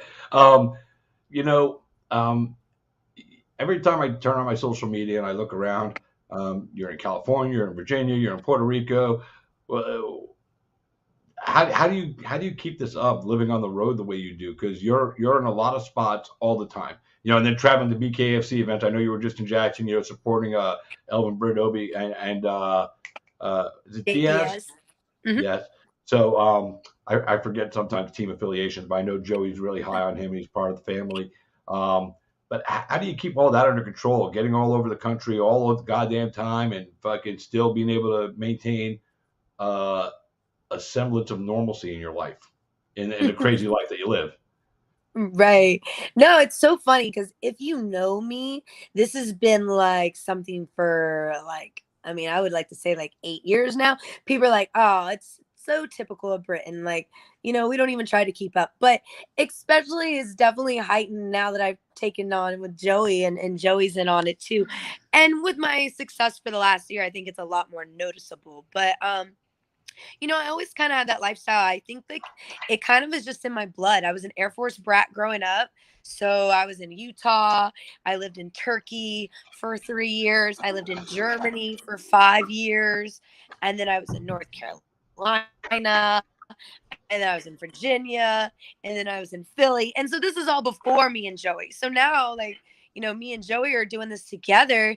It's like even more beautiful because, I feel like me and him both really think the same as far as like giving back and trying to influence and motivate people. And the world is so much bigger than just right in here. So it's like you got to go out and see it. And so that includes going to Puerto Rico and helping Elvin for his fight. Now, me and Joey got to be a part of that. That was amazing. Going out in LA and being with Dave Diaz and his brother Angel, with his wife and mother and father. Their family is like they feel like our own. And then you have, my family's in Virginia and in Charlotte, and then our home in Florida. So it's just like a constant need, to really just like keep fulfilling the people that make our hearts glow and grow too. So it does become, it is one of those things I tell Joey, I'm like, man, I cannot wait for us to just be like, not go anywhere for like 6 months. But I'm not saying that That's not going to happen. Yeah, That's not going to it's like happen. it might not happen, and it's like I wouldn't take it back because I love everything we do, and I guess it's one of those things like the saying, I can rest when I'm dead, because life is very short, and there's so many things to do in the world, and in to fit it in, is like really rewarding. Like at the end of the day, when I think, when me and Joey are, old and ready for our time, I think we'll really look back on life and we'll smile because we won't have any regrets on what we did and how we did it. And I think sometimes people can kind of have that sitting still and kind of like would look back on it and be like, man, I wish I would have done more. And so anyways, that's how I process it. I tell myself that, and it makes it easy. When I was on the plane in Jackson, I got 3 hours of sleep and flew right back to California. And man, I was miserable. I'm not gonna lie, I was super freaking miserable. And I just kept telling myself, it was worth it. And why complain about it? Because if I could go back in time, I would have done it exactly the same, Yep. I don't think you and Joey are ever going to settle down. I think when you guys get old and you're done with fighting, you'll just buy a big old fancy RV and fucking just travel around the country all the goddamn time. You won't settle down and have roots. Wow, that is so crazy. You read us like, oh, I'm like Joey's over here in the corner. But we have actually totally been looking into getting an RV. We've actually already looked up prices on how to get it. And we need like a friend who already has an RV to tell us like the ins and outs and if it's really worth it. Because there's some little things that are like, we're like, oh, we don't know. But we would love to do that. And we think that we would be like the best. Like just imagine husband and wife, traveling, fine. We can come and do like fight seminars or boxing clinics or motivational speaking and just travel like the country doing that and giving back to like all the people that that need us or believe in us or that we might be purposeful for. So anyways, it's so crazy that you said that because now it kind of validates that Yeah, dream, well, that spark, I and felt that the vibe. we might not ever be in one place. I don't think you will, based on what you told me about, the history of being a military brat and always traveling around, But I do think that, you can't take any advice from a friend on the road. I think you guys just have to go do it and learn the adventures on the road. I will tell you that if you go RV, see if you can get one that doesn't have a composting toilet. See if you can get one that you can actually, because I've seen these in tiny houses, so I know they could put them in RVs where you can burn the poop, because it's so much better to burn the poop than to have to clean it. So I'll send you a link on a trailer that has that, just so you get an idea. That's the only RV tip you need to know, because that's the worst part about RVing is having to clean the shit out of the shitter.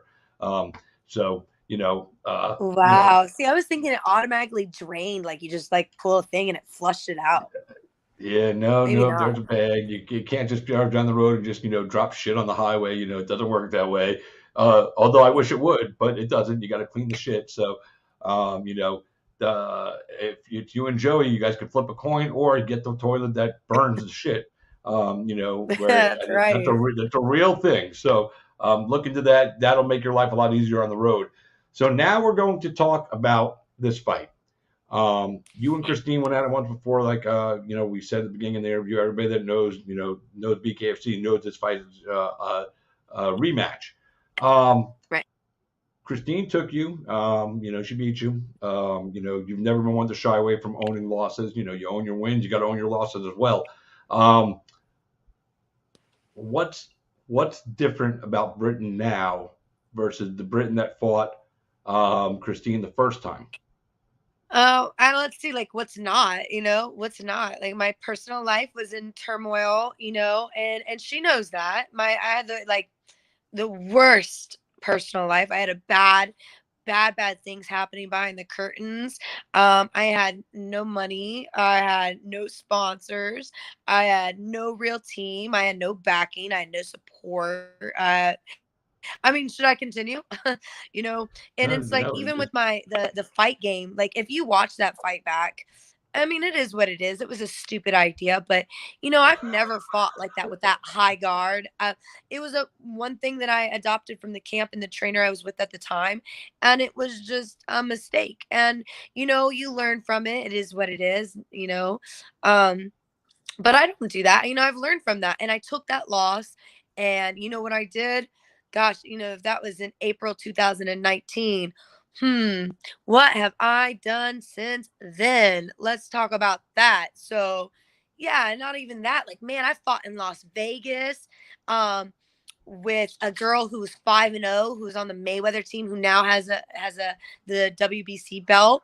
I fought that girl and got a draw in her hometown on a 4-day notice. So I was able to do that. I stayed in Philly for like 4 or 5 months. Again, that crazy lifestyle. I slept out of my car just to be able to be near a gym. I had blisters on my feet from walking back and forth to the gym. So many things that I basically sold my soul for, to be able to fast track in boxing and in fighting in the combat world, because I started when I was 25. So in 2019, I guess I was 9. So I guess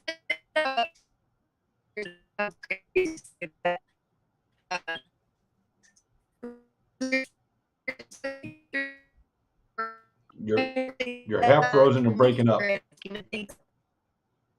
Oh, can you hear me? I can now. That whole thing you just said with you were kind of frozen and broken up. We didn't really get any of that. Oh, sorry. No, that's okay. No, you said you were 2019. You were 25. Oh no, I was 29. So I had only had 4, because I started when I was 25. 25. So yeah. So anyways, I was like, these girls have been fighting 10, 15 years, have been in the gym. So how am I going to match their year's experience? And it's basically by what I did. It was a huge sacrifice, but man, it paid out. Now look, I had my win. I had a huge win in boxing. And then I went back to bare knuckle, and I've been on it. I've been on such a good drive since then. And it's because I figured out, on, like I said, going on this wild goose chase, I was after something and I found it. And so that's what's going to be different. And I'm still learning, in Puerto Rico. I think I learned something huge there. We won't tell anybody right now, but I'm really hoping that everybody sees it and notices it right off the bat come February 19th. Because I think that it's a big level up and game changer. Okay. And something that you haven't seen before from me. So I think that that's going to be great. And then even being out here in California, being reunited with my coach Haas from Knuckleheads, and being here with Joey, being right by my side. Man, he sees it and I see it, I feel it, he feels it. That's what you can expect. You're going to expect not even a whole new Britain from the first time with Christine, but a whole new Britain from when I fought in November. So that's pretty exciting. And I really think I'm Actually, it's not even a think. I know I'm gonna do it. So I'm ready, super happy, and I can't wait for you guys to see it. Yeah, we're all excited to see it. This is a rematch that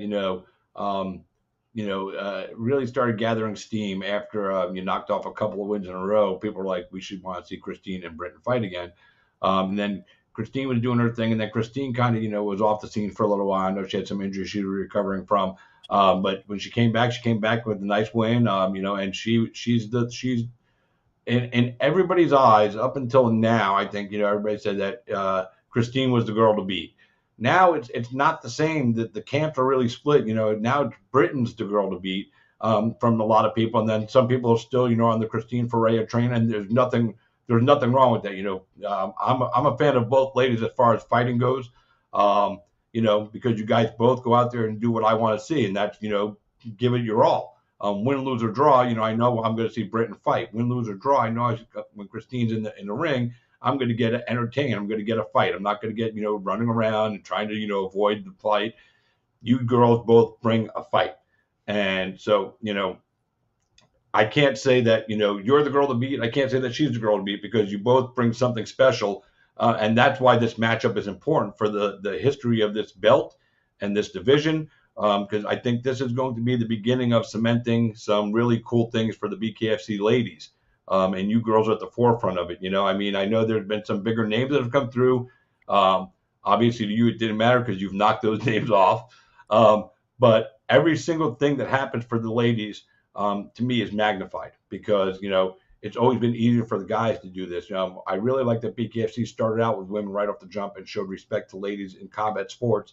But even though they had a title fight already, and they had a champion before, this feels different. This one feels like this is going to stick around for a while. Whichever one of you wins is going to be here for a minute as a champion. And I don't think whoever wins, I don't think this is the last time you two are going to dance. So I think this is like the second of maybe 3 to 5 fights where we're going to see the two of the best go at it. And for that, I'm grateful, because that's why I'm a fan, Right. No, I get that.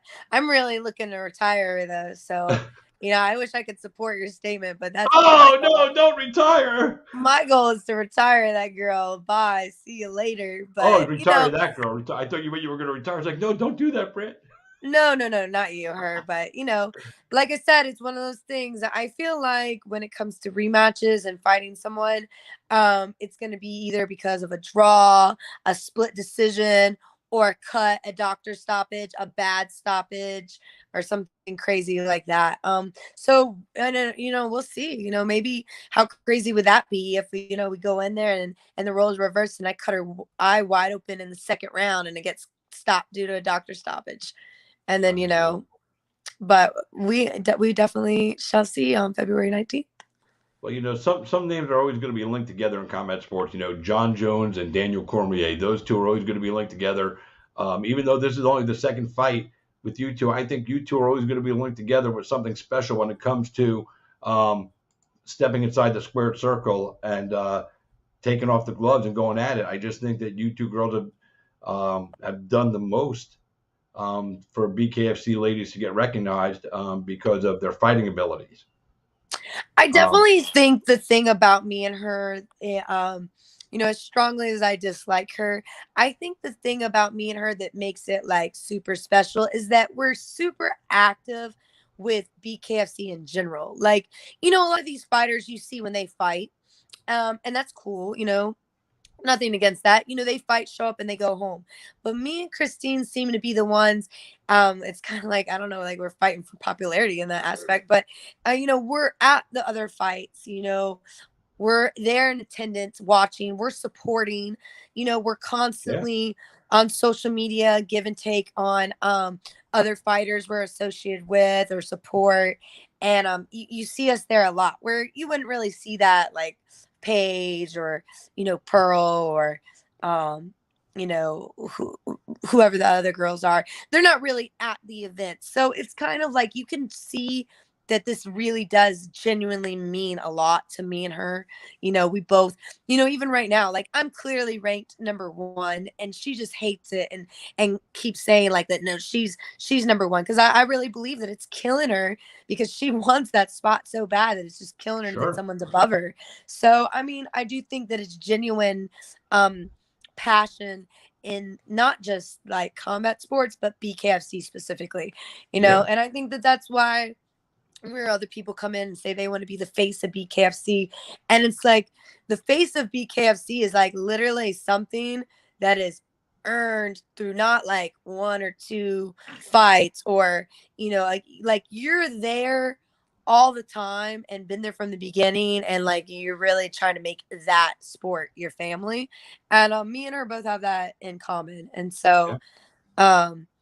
yeah, I think that it will be. I think I'm actually surprised how many fans and people are like already predicting this to be the fight of not even the night, but the year, and of the sport completely. Like, I think I've seen someone say that this is going to be the most watched, biggest fight that BKFC has ever had. So, that says a lot.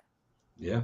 And I don't know if we see it on social media, because, I know she's had some stuff to say about you, and of course you'll fire back, and then her management fires up.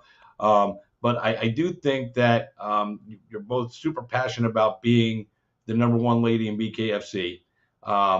And, whether we see it on social media or not, even though you might dislike her as a person and she might dislike you, I think the one thing that does happen there is you both respect each other, because you both know what each other is bringing now. And if, especially now, you're on a 4-fight winning streak in BKFC. She knows you're not the same girl she fought before. And, like you said, you're number one. I think, even if she'll never say it publicly, I think she respects you. And I think you respect her too. Not maybe for some of the shit she said, but for the passion she has for being out there. Like you said, you both have that passion.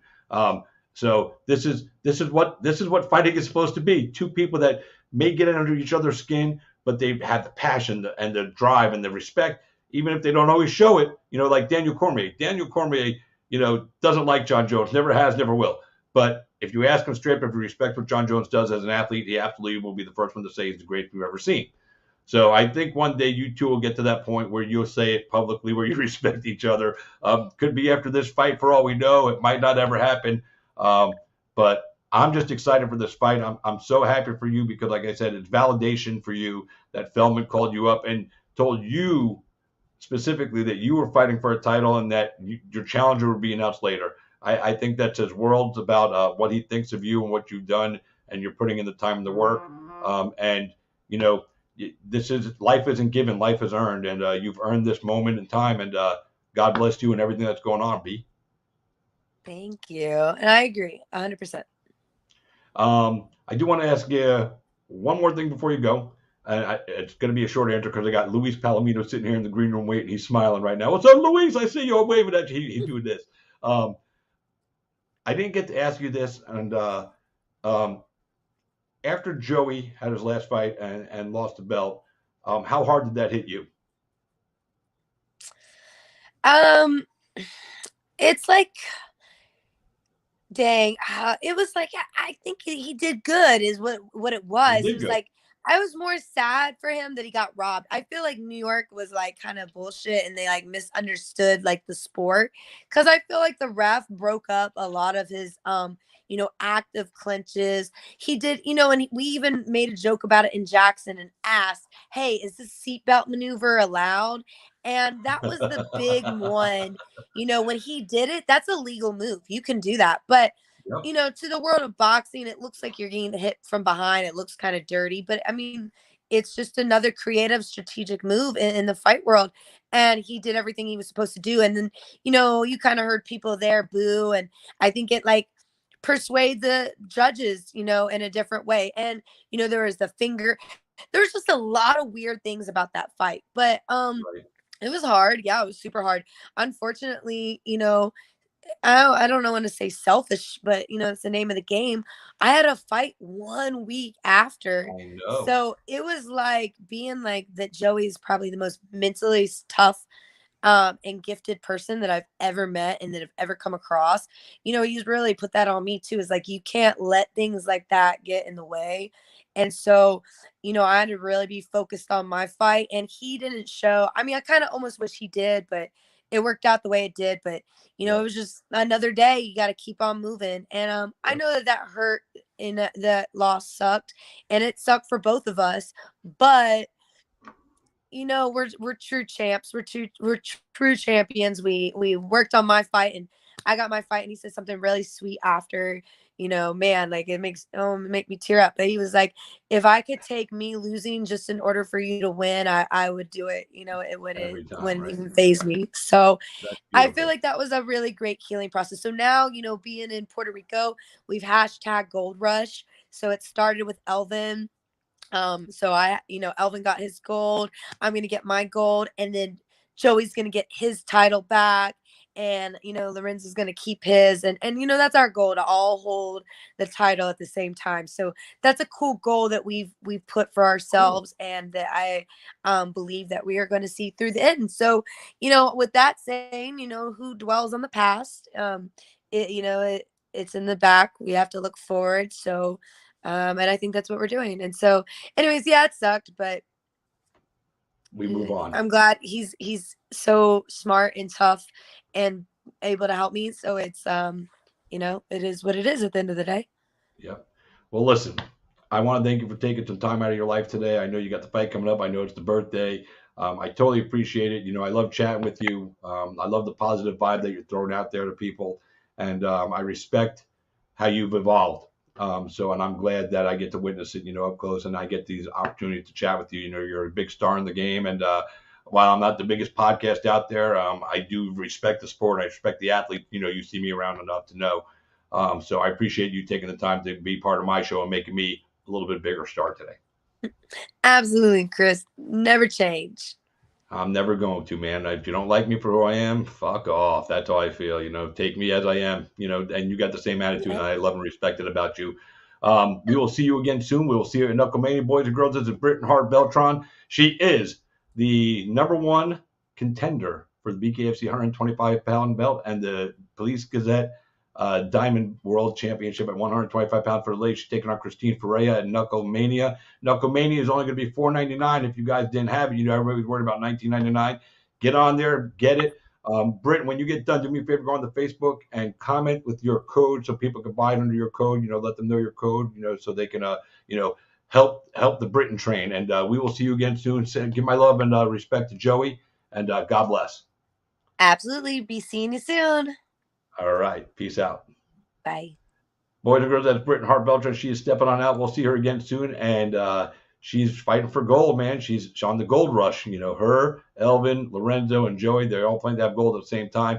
Speaking of gold, my next guest, he's got the gold.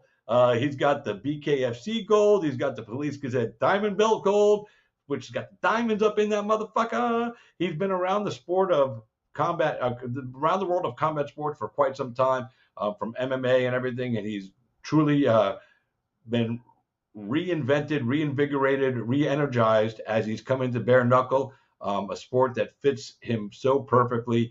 I've known him for a long time. He was our former XFC champion, so I've seen him up close and personal. I've announced the name inside the cage, and he's always been a super good human being. I miss the red hair, but maybe we'll bring that back one day. Here he is right now, the man himself, Luis Baboon Palomino. What's up, good, champ? my brother? In a minute. Man, a minute, champ. How you doing? You ever gonna bring back the red hair and the baboon hair? Nah, we passed those days, man. Oh man, We passed those days. You got to do it once. You got to do it just once, man. Just bring back some nostalgia. So how's it going, champ? It's going great, man. Getting ready for this fight. I'm back to 100% capacity. The last fight that I had was the most horrible camp I've ever had in my entire, 15 years of fighting professional. It was really bad. It was horrible. I wanted to quit like every other day. Like if I would train hard, I would have to like take off like 2-3 days and come back to train. But I had this one kid that the rude, sore losing that fans. You know, they were creating all this noise. It was a fight that broke out after the fight. And my speech, you know, my post interview wasn't clearly heard, but I dedicated the fight to a kid, a 7-year-old boy named Logan Jenner, which is a cancer survivor. You know, he actually battled twice through a bone marrow transplant. And, you know, I was complaining about, you know, not being able to train, not being able to do this, not being able to breathe, not being able to do that. And then my friend of mine is Manny, who is like the marketing director for Sativa, a clinic that used to sponsor me.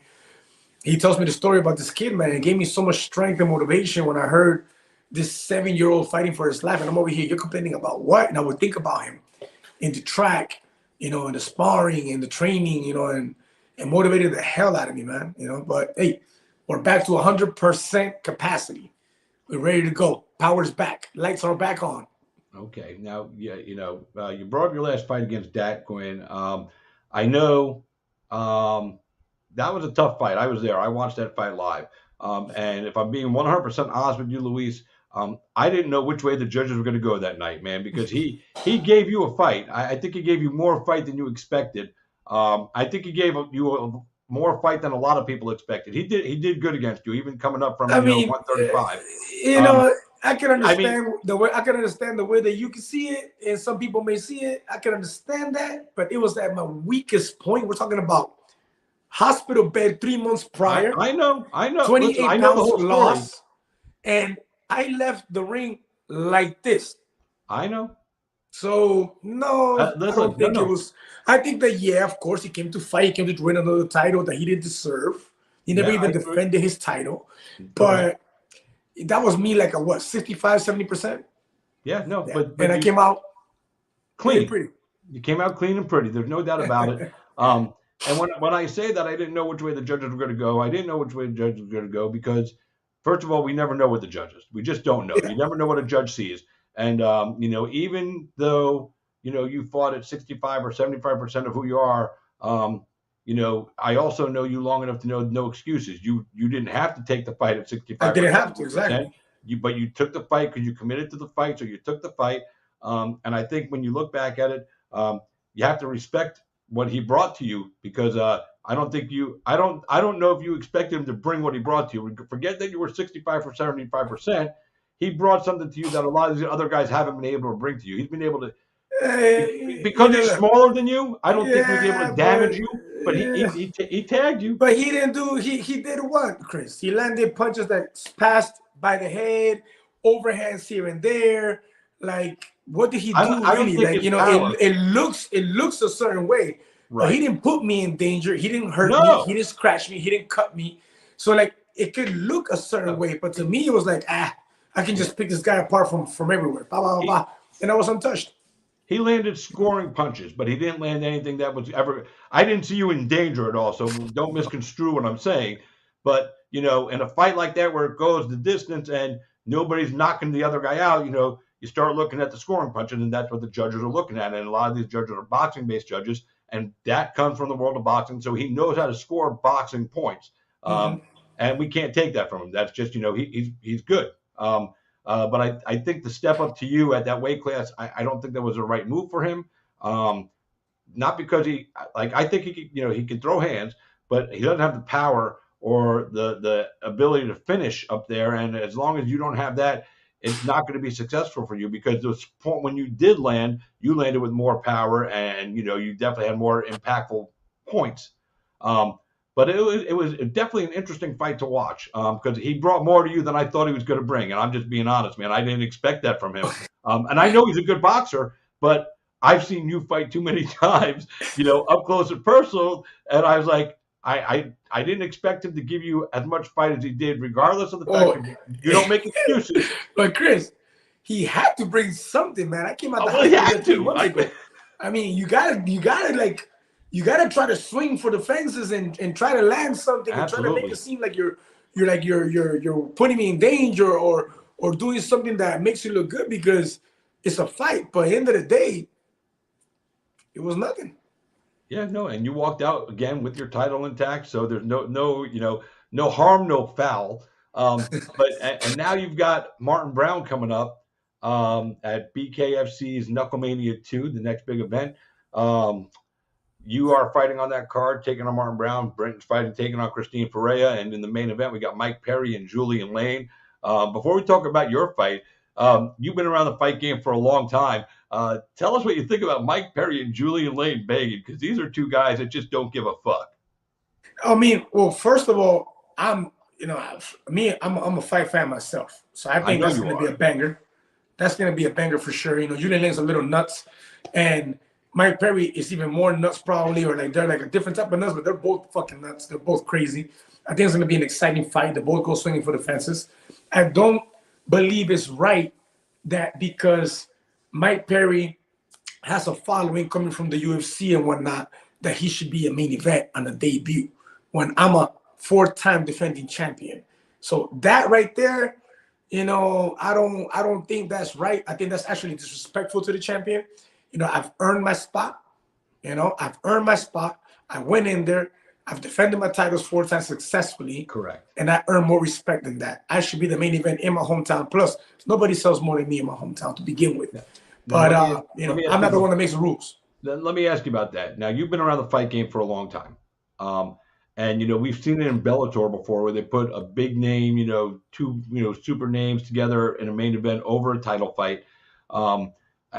I personally, I don't think they're trying to disrespect you. But I understand where you're coming from, why you feel it's a disrespectful move. But you also understand the business of the game of why Mike Perry is in the main event. I can understand that. He can easily be a co-main event.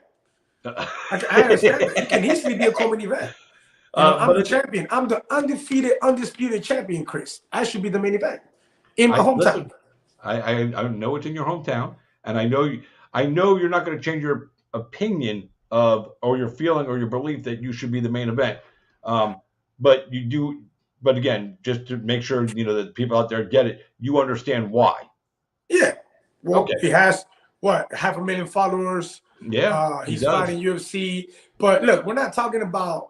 Look, if he was to come from the UFC as a former champion from the UFC, sure, a former title contender from the UFC, some sort of win streak. No, he got cut from the UFC.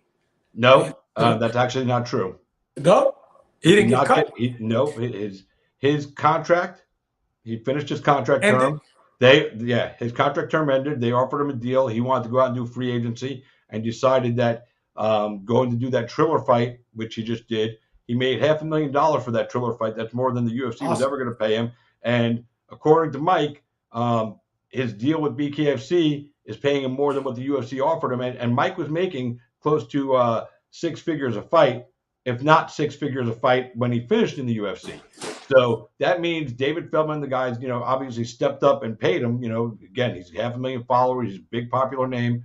But he chose to move on from the UFC. A lot of people think that he got cut. He didn't. Yeah, I thought he got cut. Okay. Yeah, no, a lot of people thought that too because he wasn't on a stellar streak there.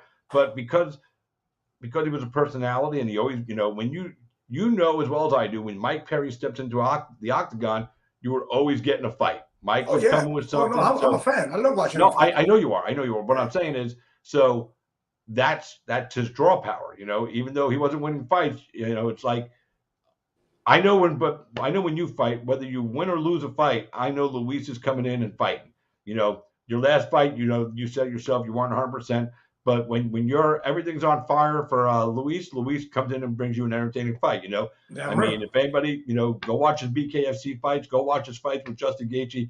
Nobody could have taken those 2 fights with Justin Gaethje the way Luis did, and they beat the fucking hell out of each other. I don't know how I don't know how you guys even remember your names after a fight like that. So. But now you're taking on somebody different. Martin Brown. Martin Brown, won his last fight, which gave him a title shot. And he's coming. I gotta say he's put up some funny memes. I like memes. He's put up a couple of good funny memes. But memes don't win fights. Nope. What do you see in Martin Brown, if anything, as a threat to what you're holding on to and what do you see that he brings to you that you have to be aware of? To be very honest with you, I'd say a very good right hand. He's definitely got some power because he does carry some size on him. And this is bare knuckle, right? So Yep. you have to respect those points, that he has. He has that Mayweather, style that I don't think is a very good style for bare knuckle boxing, man. That he's just not for bare knuckle boxing. I'm gonna expose that. But if I can say what he brings, I think he's like a one-trick pony, man. I think that's all he's got is just that right hand. He'll jab here and there. He'll go to the body here and there. There's nothing impressive about it, nothing different about it, nothing that I haven't seen. He'll throw a hook, and mostly he'll throw that hook going backwards because he's always setting up that right hand or rolling the shoulder to throw that right hand. So I think that his major weapon is that right hand, and to be very honest with you, that's like the only thing that I see that he's bringing because he's trying to put this persona out there like he's like this hardcore dude, right? But if you do some real research on him and look at his interviews, like which I study my people, I study. I know you do. I perform the way I perform because I study who I'm fighting. He's not that confident. He's one of those guys that is confident while he's being the hammer. But in this game, sometimes you're the hammer and sometimes you're the nail, and not everybody can do both.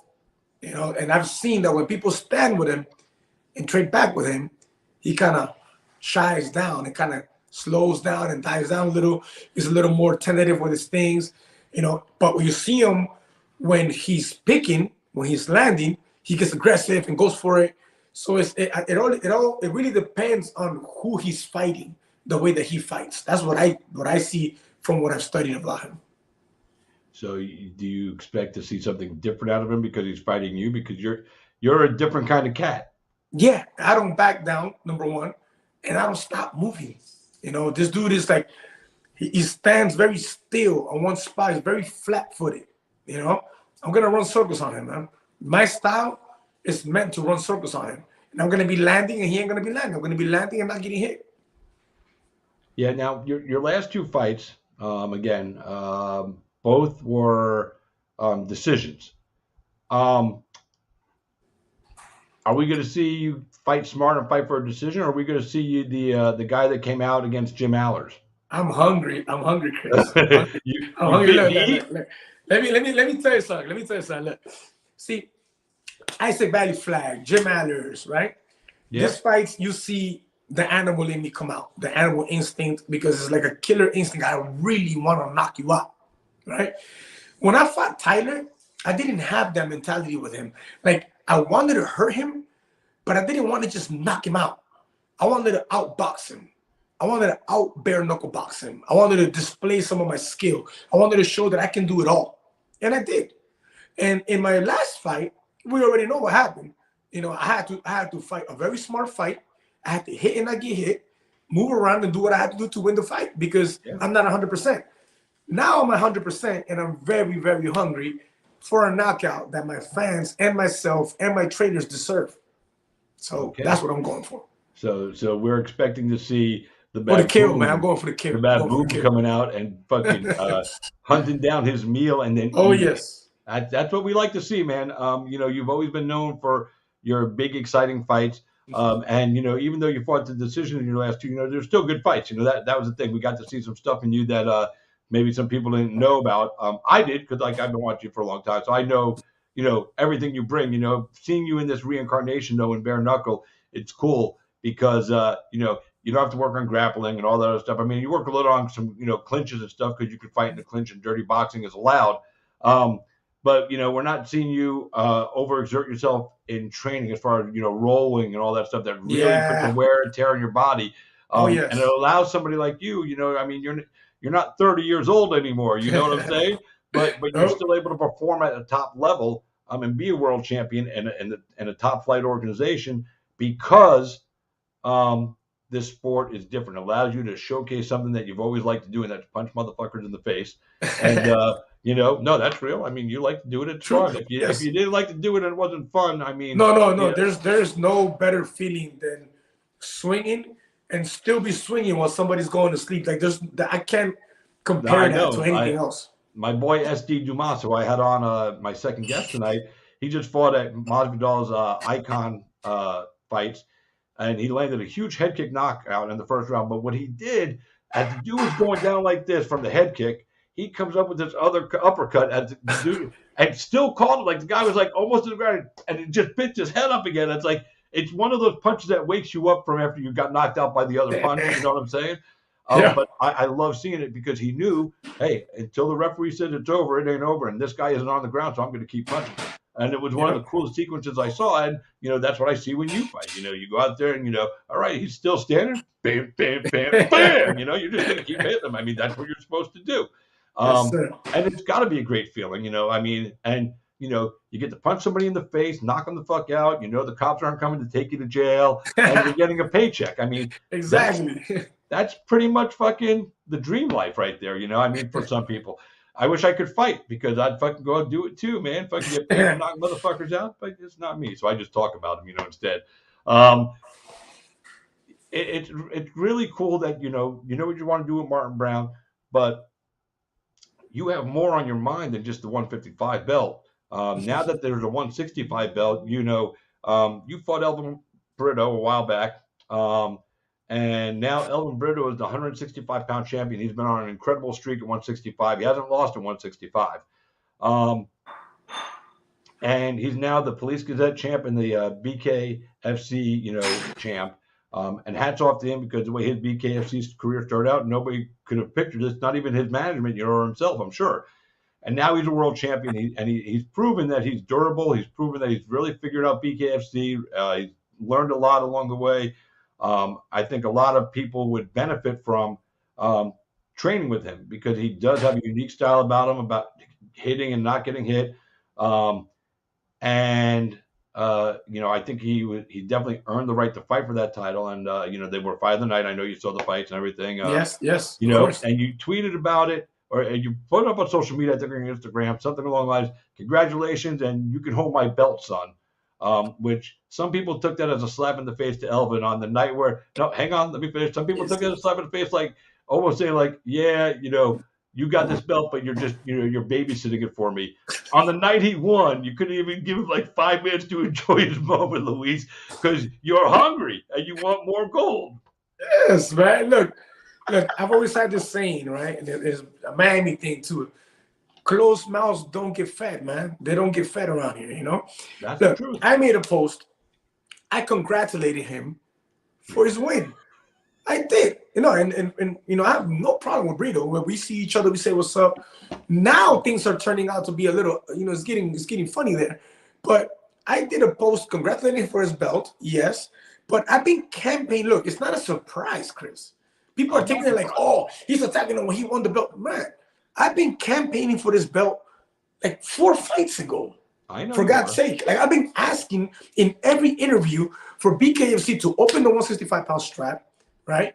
And let me go ahead and challenge that belt and defend both belts simultaneously. It's been in my plans for a long time. I know. Since before the belt came out. So it's not like a new thing. It just so happens that he happened to win the fight. Because if it would have been Lionheart, I'd have been doing the same thing. I know you would have. I know. Listen, I know it wasn't just particularly aimed at Brito, but it's just, Brito won. You have a win over Brito already. And it was just, I guess some people felt that the timing of it, was off. I personally, I read the post. I saw the post.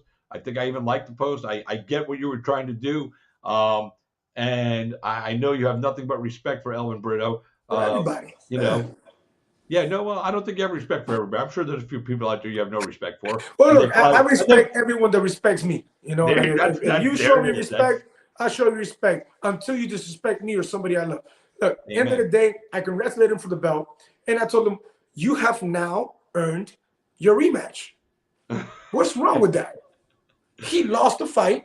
Look, let's say I'm in his shoes. Let's say I lost to him and he was a champion, right? And now I go and I win the 165-pound belt. Me as a champion at 165 pounds, having lost the 155-pound belt, I'm going to want to go and say, hey, Elvin, give me my rematch now. That's because that's the way that I'm built.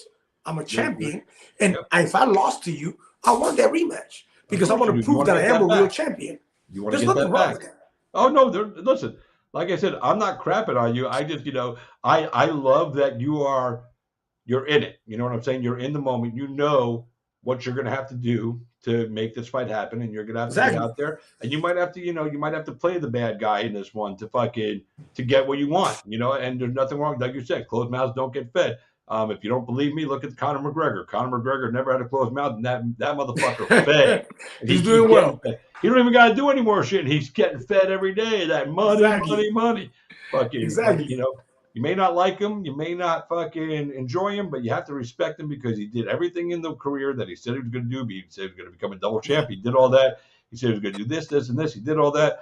He hasn't won a fight in a goddamn long time, but he's still the biggest draw in the sport. He's beyond rich. Rich isn't even the right term for what he's got going on. He's got generational wealth for the next 10 generations of his family bloodline. Yep. So, he created something incredible for his family. And like I said, I've known you for a long time. You never had a closed mouth. You're always, if there's opportunities out there and you want them, you let people know I want it. End of the day, this is the hurt business, Chris. This is the fight game. This is a fight game. We're here to fight. What am I supposed to say? Like, I'm going to wait until tomorrow to say something? No, I want that motherfucking belt. I've been asking for it. He got it now. I've already beat him. I'm the better fighter. Fight me. Fight me now. Yeah. Period. Well, your plate is full right now with Martin Brown. Yes. And they're actually there's word going around that Scott Burt from the Police Cadet has some really good connections to Puerto Rico. So BKFC might be doing a Puerto Rico show this year. I think it would be an awesome place for Elvin to get to defend his belt for the first time. And that's exactly what I said. I said I'll defend. I can know you said in there. Yeah, I agree. I don't know if you'll be the first guy he gets to fight.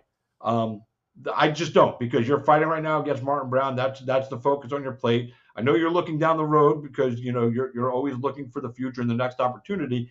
So somebody else might get the shot against him first in Puerto Rico, which is fine. It doesn't matter because fucking right now Elvin's done a lot on it. I don't know if the current group of 165ers, not including you, because you've been in 155, you haven't moved up to 165 yet, so we're not putting you in this conversation. But the current crop of 165ers, I don't know if any of these guys, and I shouldn't say it this way because I don't want to disrespect anybody, but I don't know if any of the guys right now are going to be able to beat Elvin. He's been on a really good roll and he's doing the right thing. I think the next contender would probably be Joe Elmore. And Elmore was on a run until he got injured, where he might have been the fight that would have happened, And he's coming from a loss, ain't he? Yeah, but again, his record at 165 is okay. And he's coming from a loss. Chris, check this out. Chris. He's coming from a loss. Look, listen. There's a lot of guys that have come in off a loss. If the little idiot Dat Nunez got to fight for a second title without even defending his title, then I'm more than entitled to go up and wait and challenge this guy right away after my fight. Because I've defended my title 4 times. I will have defended my title 5 times, and now I go up and wait. It's fair. It's right. If you're going to give somebody like that didn't even defend this belt a chance to fight for another, how are you not going to give it to me? Oh, listen, I'm not saying that they won't give it to you. And even though Joe Elmore is coming off a loss against Larry Garcia, he was on a 3-fight run. He lost to Garcia. We've all seen it before where somebody coming off a loss, happens to fall into a title shot.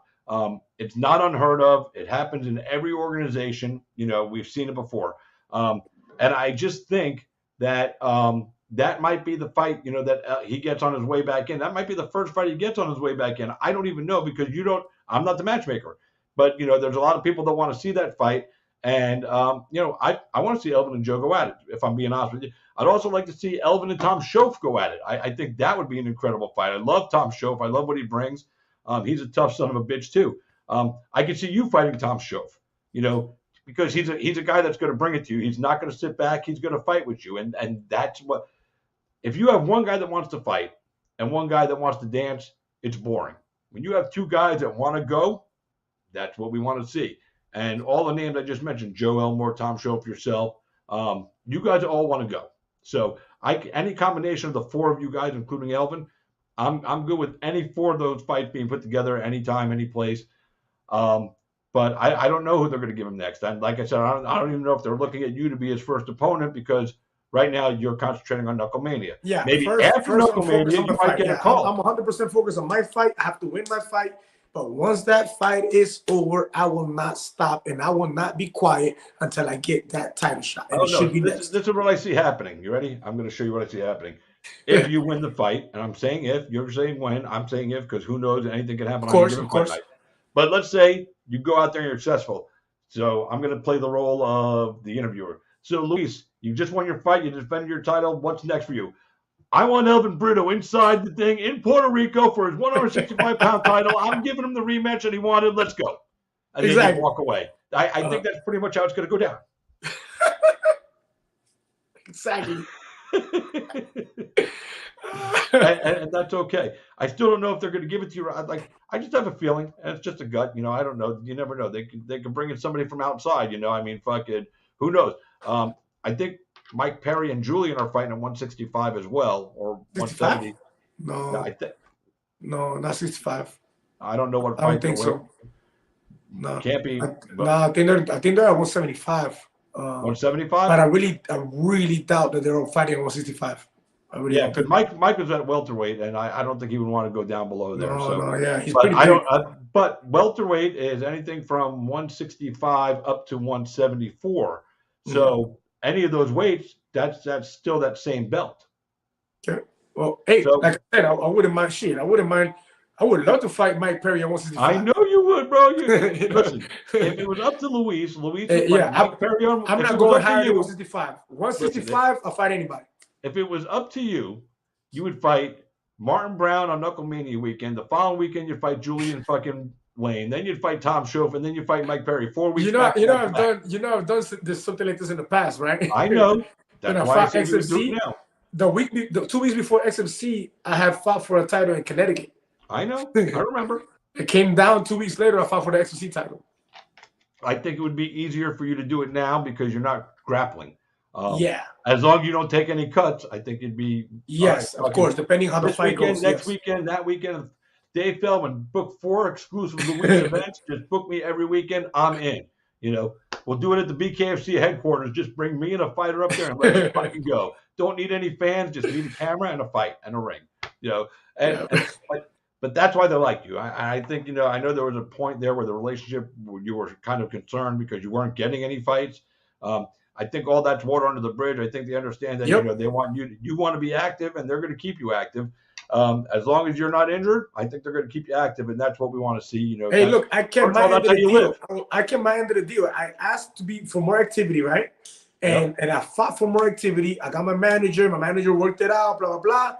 And even from when I was like really bad, I said, no, I have to comply with my contract. And I went and I put myself in camp and I showed up and I fought at 65, 70%, and I still did my job. So I put my end of the deal, Not only did I ask for it, I completed my side too. This will be your 3rd fight in 6 months inside BKFC. You fought twice last year. You're fighting once now at the beginning of the year. So I totally see another 1 or 2 fights coming your way this year, as long as you stay healthy. Yes. So I'm excited. I always love watching you fight, dude. I love watching you fight. I love how you build it up. I love everything that you do about it, man. Nothing but respect. I've watched you for a long time. I'm happy that you're a champion here. I know what it means to you. Some people don't understand what it means to be a champion, and you've been a champion at other levels and other organizations. And I always know that when you get a gold strap from whatever promotion, whether it was an amateur show or a pro show, you hold it in the highest regard and you treat it with respect because you understand what it really means to be a champion. It's not just, more money or more fame. There's something deeper to it, and you get it. You personify that. So definitely we get it. Now, I have a question for you from the crowd, and then I'll let you get out of here. Who would you love to fight that's still alive or possibly somebody that's, not around anymore? Is there a dream fight that, dead or alive, that you would love to have or would have loved to have had that person still been alive? McGregor, even he's still alive, but I would have loved that fight right there, and not just for the money. It's just for the magnitude of attention that we would get for that fight, and the amount of eyes that would be on that fight. It would be more that than of course the money is good too, but it would be more because of the magnitude of the fight than anything. How many people would see it? Yes. Okay. So now for the magnitude of people that would see it, okay, I get that. But just for pure fighting, would it still be McGregor? Forget the magnitude of people that would For see pure fighting, I've always wanted and I've always been a fan of Jose Aldo. That would be a fight that for me would be, that was like a dream fight for me back then when I was in the MMA world, Yeah. And he boxed really well. So he still does. This motherfucker's down at 135 right now. Yeah, I would love, either with gloves or without gloves. I would love to fight Aldo. That would be like a dream fight as far as like skill competition and stuff. I would totally love to watch that fight. That fight would be more interesting to me than you fighting McGregor, because of Aldo and who he is and what he's done, and what you've done and what I've seen you bring. You're a terrifying man inside a ring or a cage, man. But then you got that big cheesy smile right there. You're the nicest guy in the world. So, it's so funny sometimes to see, in this arena where we're talking, we're just chatting and bullshitting. And then you see a fighter go into the ring and they turn a switch and it's also like, it's definitely a switch, man. All Terminator shit, it's crazy sometimes the dichotomy of change in personality that it takes to do that. Because everybody can't do what you do. Everybody can't do what all you guys do, and that's cool because that just means the less people that could do it, the more people that'll watch it. Yes, sir. If everybody could do it, fucking who would give a fuck? Exactly. It's true, it wouldn't be special. Yeah, it wouldn't be special, and being a champion inside BKFC, for how young BKFC is, it's crazy the impact they've had on the combat sports world. Now when free agents are coming from UFC or PFL or Bellator or boxing, BKFC is in the mix for every single one of them. And that's fucking insane. When you really think about it, the short amount of time they've been here, but there's so many guys in UFC that are, I don't think they're going anywhere right now, but they talk about BKFC. They know what BKFC is, and they like it. And some of them say, maybe one day when I'm done with UFC, I'll give it a spin. I want to go to BKFC. Right. So, from the moment of BKFC's inception, when it started to get steam, probably after the second or third show that I saw, I always said to myself, I would love to see Mike Perry because I think he's built for this, and Justin Gaethje fucking come over here to BK. Whoa.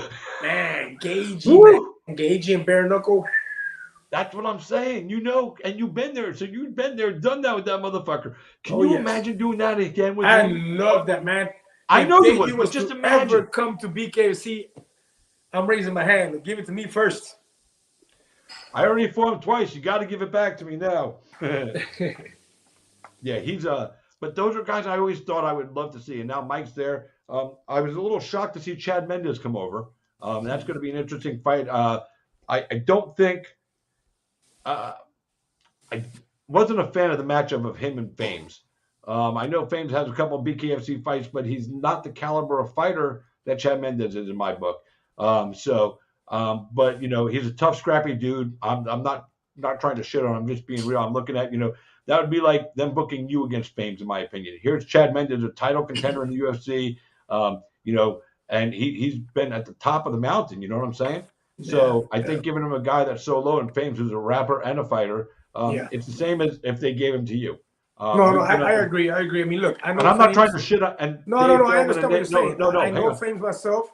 Nate, I want to say something to Nate and Dave. I'm not trying to shit on your guys. I get what you're doing, but it's a debut, so I understand you want to give him a debut of a guy that's been in there a couple times, but isn't the world champion yet. I get it. I understand it. I just was hoping for a little more talented of a fighter with a little more experience to fight somebody on the level of Mendes. I agree. And in the other hand, Fames does have power of his own. He does. He's a scary dude. He's been around boxing for a little while, but not as active as a pro boxer would be. I understand exactly what you're saying, but it is bare knuckle. He does have power too. You never know what's going to happen, but I completely understand what you're saying. I agree. Yeah, I would definitely like to see, some more matchups on that. Let's see. There was another fight in this card I wanted to ask you about. The ladies, Christine and Britain, man. What's your take on that fight? Oh man, that's fireworks right there. That's fireworks right there, man. Look, I like both of them. So So for do me, I I. step back and now I'm just watching, because I like both of them. I like how they both fight. I think Brain brings a hell of a fight every time she fights. Christine is just nasty, man. You know, she shows all this power, this this bare knuckle technique is like really engraved in her. You know, I don't know if it's her maturity or her experience, but it's like it's a little bit of a difference in both of them, but a great matchup, man. I'm excited for that fight. I think that's gonna be a Yeah. dope fight. I can't even pick that fight because there's a lot of people that are on Britain's camp, and there's a lot of people on Christine's camp, and Britain is definitely a different fighter than when they fought the first time. Um, she Yeah, even she's said improving. herself, her life is in a better spot. Not just her fighting, but her life. She's got her life Yeah, in order. There's a lot of turmoil and chaos, and as well as anybody, when you have turmoil and chaos outside of the ring or the cage, it translates to how you fight because you gotta have your outside normal life in order for you to go out here yes. and live in the controlled chaos of a Hey, fight. man, that's one of the reasons why I'm doing so great right now. Like, in my MMA time, I wasn't very well balanced. I didn't have the best partners. Like now I have like the most amazing fiance. Like my home is in order. My son is doing awesome. He's in the army now. Like I'm like more calm and at peace mentally, and it allows me more time to give to myself to focus 100% in what I'm doing. So yeah, that has a big thing, a big amount of things to do with it. Yes, Yeah. agreed. So, and she's at that spot right now. So, it's going to be really interesting. I'm excited. I mean, everybody they put up in front of her, her last four fights, she's beaten. They put her in against Paige. They thought Paige was going to beat her. They put her in against Pearl. She beat Pearl as And well. she looked great. She's the UFC killer right now. I mean, and she's on a run. She's on a run. I mean, they brought these girls in to be the stars, and she's Yep. taken the shine from both of them and put it Yep. in her own back pocket. Oh And yes. you got to respect what she's doing. And I think her marrying Joey and Oof. becoming Mrs. Beltran, and I think that's given her a sense of stability and calmness in her life that allows her to fight even better because she's not worried about the outside shit anymore. She's Yeah. got it. She's got her circle is now closed. Where before, it's like this. There's openings, and there's Yep. missing spots. It shows in Now her performance. she's closed, yeah, and she's awesome, and she's got more confidence and belief going into this one. So I expect to see a really good fight. I told her in my interview, I said I think you and Christine are going to be linked together forever in BKFC because you girls are both passionate. You show up at events. You're not just there on fight nights. You're showing up at other events and showing support. You both want to be number one. Right now, Britain is ranked as number one, and Christine, that probably Britain said she thinks it probably kills Christine to know that Britain's ranked ahead of her because Christine is so passionate. She wants to be regarded as the best. Yeah. And while they may not show respect to each other publicly, deep down, I know they both have to respect each other. You know Well, what I'm saying? Christine was a former champ in the same weight class, right? Correct. Yeah. But then she was gone for a while, and while she's been gone, Britain's star has risen. Yep. Christine is a tough son of a gun, and she's coming in there to win. She's skilled. She's got talent. She's got drive. She's got passion, and she's got her sights set on Britain and getting that gold back. Yep. And then here's Britain, who's wants she like you want that L back. When you get that L, you want that Oh L yeah. back. Oh And yes. she's been working hard, and the fact that David Feldman called her right around Christmas, said, "Merry Christmas. We're not doing a tournament. You're fighting for the belt. I don't know who it is against yet, but you're in the title fight." Awesome. That gave her a sense of validation and pride that she is ranked Well and deserved. recognized. Well deserved. She's been So busting her ass and she's been yeah, improving every time she shows up. every time she shows Yes. up, man, Yes. and she's not afraid to get bloodied up and cut up and everything. And like I No, said, she goes for it, man. She she goes for it. goes. This is going to be a Yep. fun fight, man. I'm excited to see this one. It's going to be BKFC Knuckle Mania 2. This is going to be their showcase event every year where they're going to put on some crazy, wild fights, title fights, guys that are coming over from other organizations like Mike Perry. These are the events that are going to showcase things like this. And while Mike Perry and Julian Land are the main event, Luis Palomino and Martin Brown are the co-main event. Luis feels he should be in the main event. He is a champion, defended his belt numerous times. But He does understand the business side of why some things are done sometimes, even though he doesn't agree with it and like it. He gets it, and that's the thing. You get it. Some guys don't get it. I'm not going to mention his name, but I talked with a fighter at a show here in Tampa where Paige and Rachel Ostovich were the main event. He was pissed. And I said, why be pissed? You're on the main card, right? He's like, yeah. I said, well, then if you're on the main card, all these girls are doing is bringing more eyes for people to get to see you maybe for the first time. Be thankful, instead of being mad about it. There's two ways to look at it, half empty, half full. I look at it as, all right, yeah, maybe I should be higher up on the card than them because, they haven't done shit, but they're bringing eyes to see me. So, I'm going to be grateful that those eyes are going to see me, and maybe they'll fall in love with me after watching me go out there and kick ass, and then they'll start following me. So I look at it, try to figure out the silver lining in any situation. And, you're a star. We already know you're a star. You're a champion. You've defended your belt. There's nobody can take that away from you. And I Mike Perry being on the card ahead of you, just going to bring some eyes. You're the co-main event. So people that are tuning in to watch Mike are already going to be tuned in to watch and get to see you. And they're going to be like, holy fuck. Some people don't know you, not saying that they, a lot of them, but the BKFC fan base definitely knows who you are. But there's going to be a fan base that comes over from Mike that hasn't seen you yet, or that might not remember what you did in MMA. Yeah. Now they're going to see the baboon fucking come out, and they're going to be like, the fuck have I been missing? So that's good. So Mike's bringing some eyes to you, and your way of repaying him is you want to fight him somewhere down the road. I mean, thanks, Mike. Let's fight. 165. Yeah, 165, 175. How high would you go? No, the only way you would ever see me go above 165, because I'm very realistic with myself. Right. Very realistic, I don't talk illusions.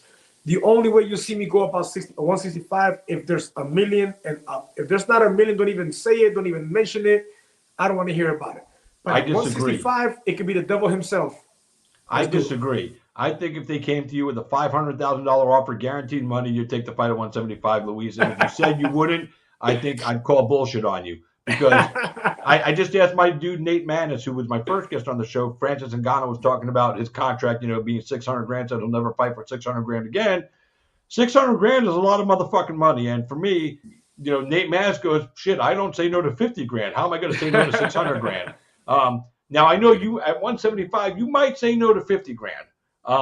You might even say no to 100 grand, but I think if they really start, because I know they're not paying you that right now. So I'm thinking if they come at $250,000, $500,000, yeah, I think you would probably. I'm going to lean. I'll wait for those numbers to come around. That's what I'm saying, man. Because I don't think you would say no to $500,000. Phil will come over and go, look, I'll give you the check right now. I think Lewis would be all right. Who am I fighting? $500,000 is $500,000, bro. That's cheddar. But I understand what you're saying. It's got to be. I think the money part of it is important to you, but I think it would have to be the opponent as well. You're not just going to go up there and fight some fucking schmuck for 107, at 175. Yeah. It would have to be a fight that meant something. It would probably have to be a title fight. Let's say you accomplish your goal. You hit 155, you already know they're champ. Let's say you get to 165, you get a shot, you win that belt. I think that the challenge of becoming a three-way champ and the right money and the right opportunity, I honestly think you would do it, because I think, at this point in your career, these are career accolades and challenges that nobody else has accomplished at BKFC yet, and you could set the bar. Yeah, I'm very big on my legacy right now. I think that I spent so many years fighting, and I haven't made what I've deserved, in all these years. I'm talking about my whole entire, time fighting pro, that I'm really all about my legacy right now. And that's why I'm shooting for that 165-pound title so hard, because I believe I deserve that shot. So I'm going for it. It's all about my legacy right now. Legacy and cheddar. It's got to be both at this point in your career. I know you're not going to fight for. Yes, sir. Yeah, I mean, you want to make your money, but you want to build a legacy, and I respect that, because you understand the history of things, and you want to be part of that history, and doing stuff like that at BKFC, being the first one to become a double champ at BKFC, that's something that nobody else can say they did ahead of you if you accomplish it. And imagine going up to 175, or even going back down to 145. I mean, because you could do either way. Oh, hell no. No 145. Oh, hell What about $1 no. million? I'm good eating. I'm eating really good right now, man. No, hell no. I'm 45, man. Now, I'll be very honest with you. Can I do it? I can do it because I'm very disciplined. But hell no, man. That's a lot. That's a lot, man. I'd rather go up. Hey, what if let's say, just for shits and giggles, you got 155, you win 165, and you move up and you win 175. Then they come up to you and say, you know what?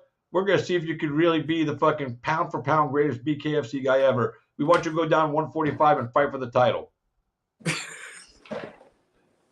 I can see it. I can see you. Don't do that to me. I can see you totally considering it. Like, don't do that to me, bro. That's like you're shining gold in my face, bro. I know. It's like I got a bell. Like, I got it. That's messed up, Chris. That's what. Listen, there's two things I know that attract you, and one of them is money, and one of them is gold, because that's a legacy. And I think the legacy attracts you a little more than the money, but the money has to be right for you to continue to pursue the legacy. Yes. Andrew Toppin, just go back and watch it, dude. It's going to be on, on my page, so you can go watch it from, wherever. She came on at like 9:06 p.m. So an hour and a half ago, whatever. Anyway, but I've kept you for quite a long time tonight, and every time you come on, we always go longer than I plan on. So that's why I always try to have you on at the end of the show, so I don't run into anybody else's time. But as always, man, I appreciate you taking the time. You are a world champion, and I know there's other bigger outlets out there than me, but you coming on my show makes me a little bit of a bigger star tonight, and I appreciate you allowing that to happen. So, man, thank you always for having me, man. It's always fun. Always grateful, man. Always grateful. It's a good time. It's fun when I get to talk to fighters that I've watched come up, and do so many different things. It's fun when I get to talk to fighters that I like. There's times I do interviews with fighters I don't like, but you'll never tell in the interview. That's called being professional. But anybody you want to shout out before you go? Yes, man. I have so much support right now, Chris, man. So if you give me this little moment, I'm gonna start out with DGM. DGM are the people that dress me.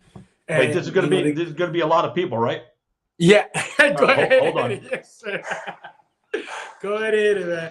So shout out to DGM, Cigarette Racing, Top Gun, FYI, Gentera Med, Sanders Kennel, 1-800-INJURED, Divino Ceviche, Ben Acasa, Bonel Marine, Hollywood Golden Diamonds, Miami-Made Bulldogs, Bahi Development and Construction, Fusion CBD, First Step Realty, and Arancibia Bail Bonds, man. Look, without sponsors, this job is extremely hard. It's extremely hard because, you got to make money for your family, man. You got to make money. But because of the sponsors, it allows me to focus 100% in my fight. So thanks to all the supporters, and thank you, Chris, for having me once again, man. Always an honor to have you on, man, and I'll always have you on as long as you want to be here, man. And, nothing but love for you, man. Boys and girls, this is Luis Baboon Palomino. He is the reigning, defending, undisputed BKFC 155-pound champion, the Belize Gazette Diamond Belt 155-pound champion. He is defending his belt at Knucklemania against Martin Smash Brown. So I got to get his nickname in there, too. It's going to be an excellent fight. They are in the co-main event slot. Luis isn't happy about it, but it doesn't mean he's going to go out there and not do his work. So it is what it is, and he understands it. But if you don't have a BK TV app, go down and get the BK TV app. This fight is going to be $4.99 on pay-per-view. Fucking $5 for fucking world title fights, and Mike Perry's debut, Chad Mendez's debut. If you can find me a better bang for buck there than anything fucking what you're seeing on that night for $5, fucking you show me, because you can't. So, and if you don't have this app and you don't watch these fights, are you even really a fucking fight fan? That's my message to the people out there. Luis, when you get done, go on the Facebook on my page. I told Britton to do the same thing. For your fans that want to, buy the BK TV app, put your code out there so they'll have it, so they know. I told Britton to do the same thing, so that's where there's a place for them to see your code.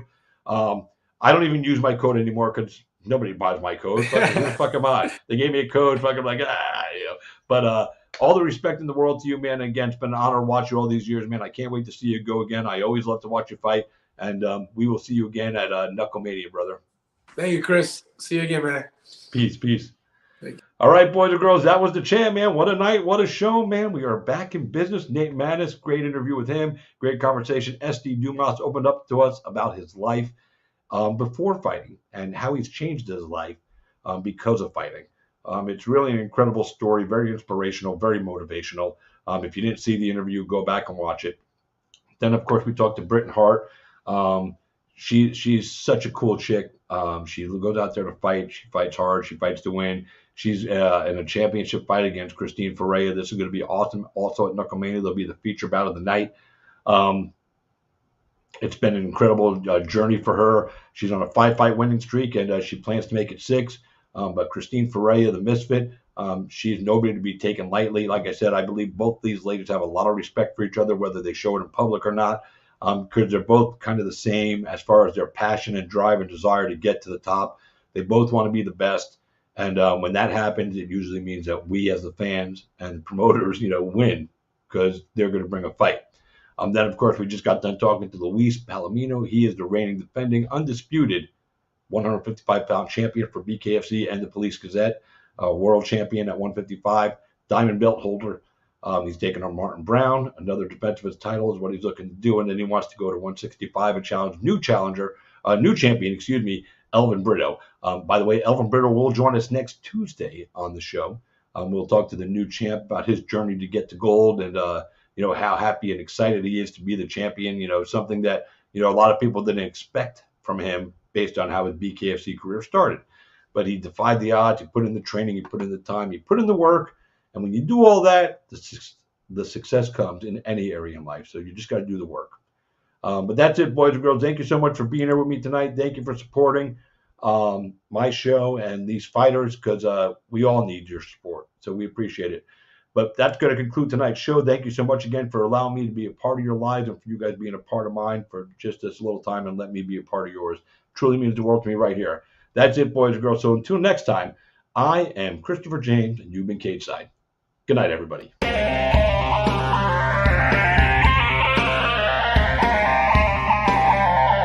What happens if you lose, Nick? Who the hell's Aquaman?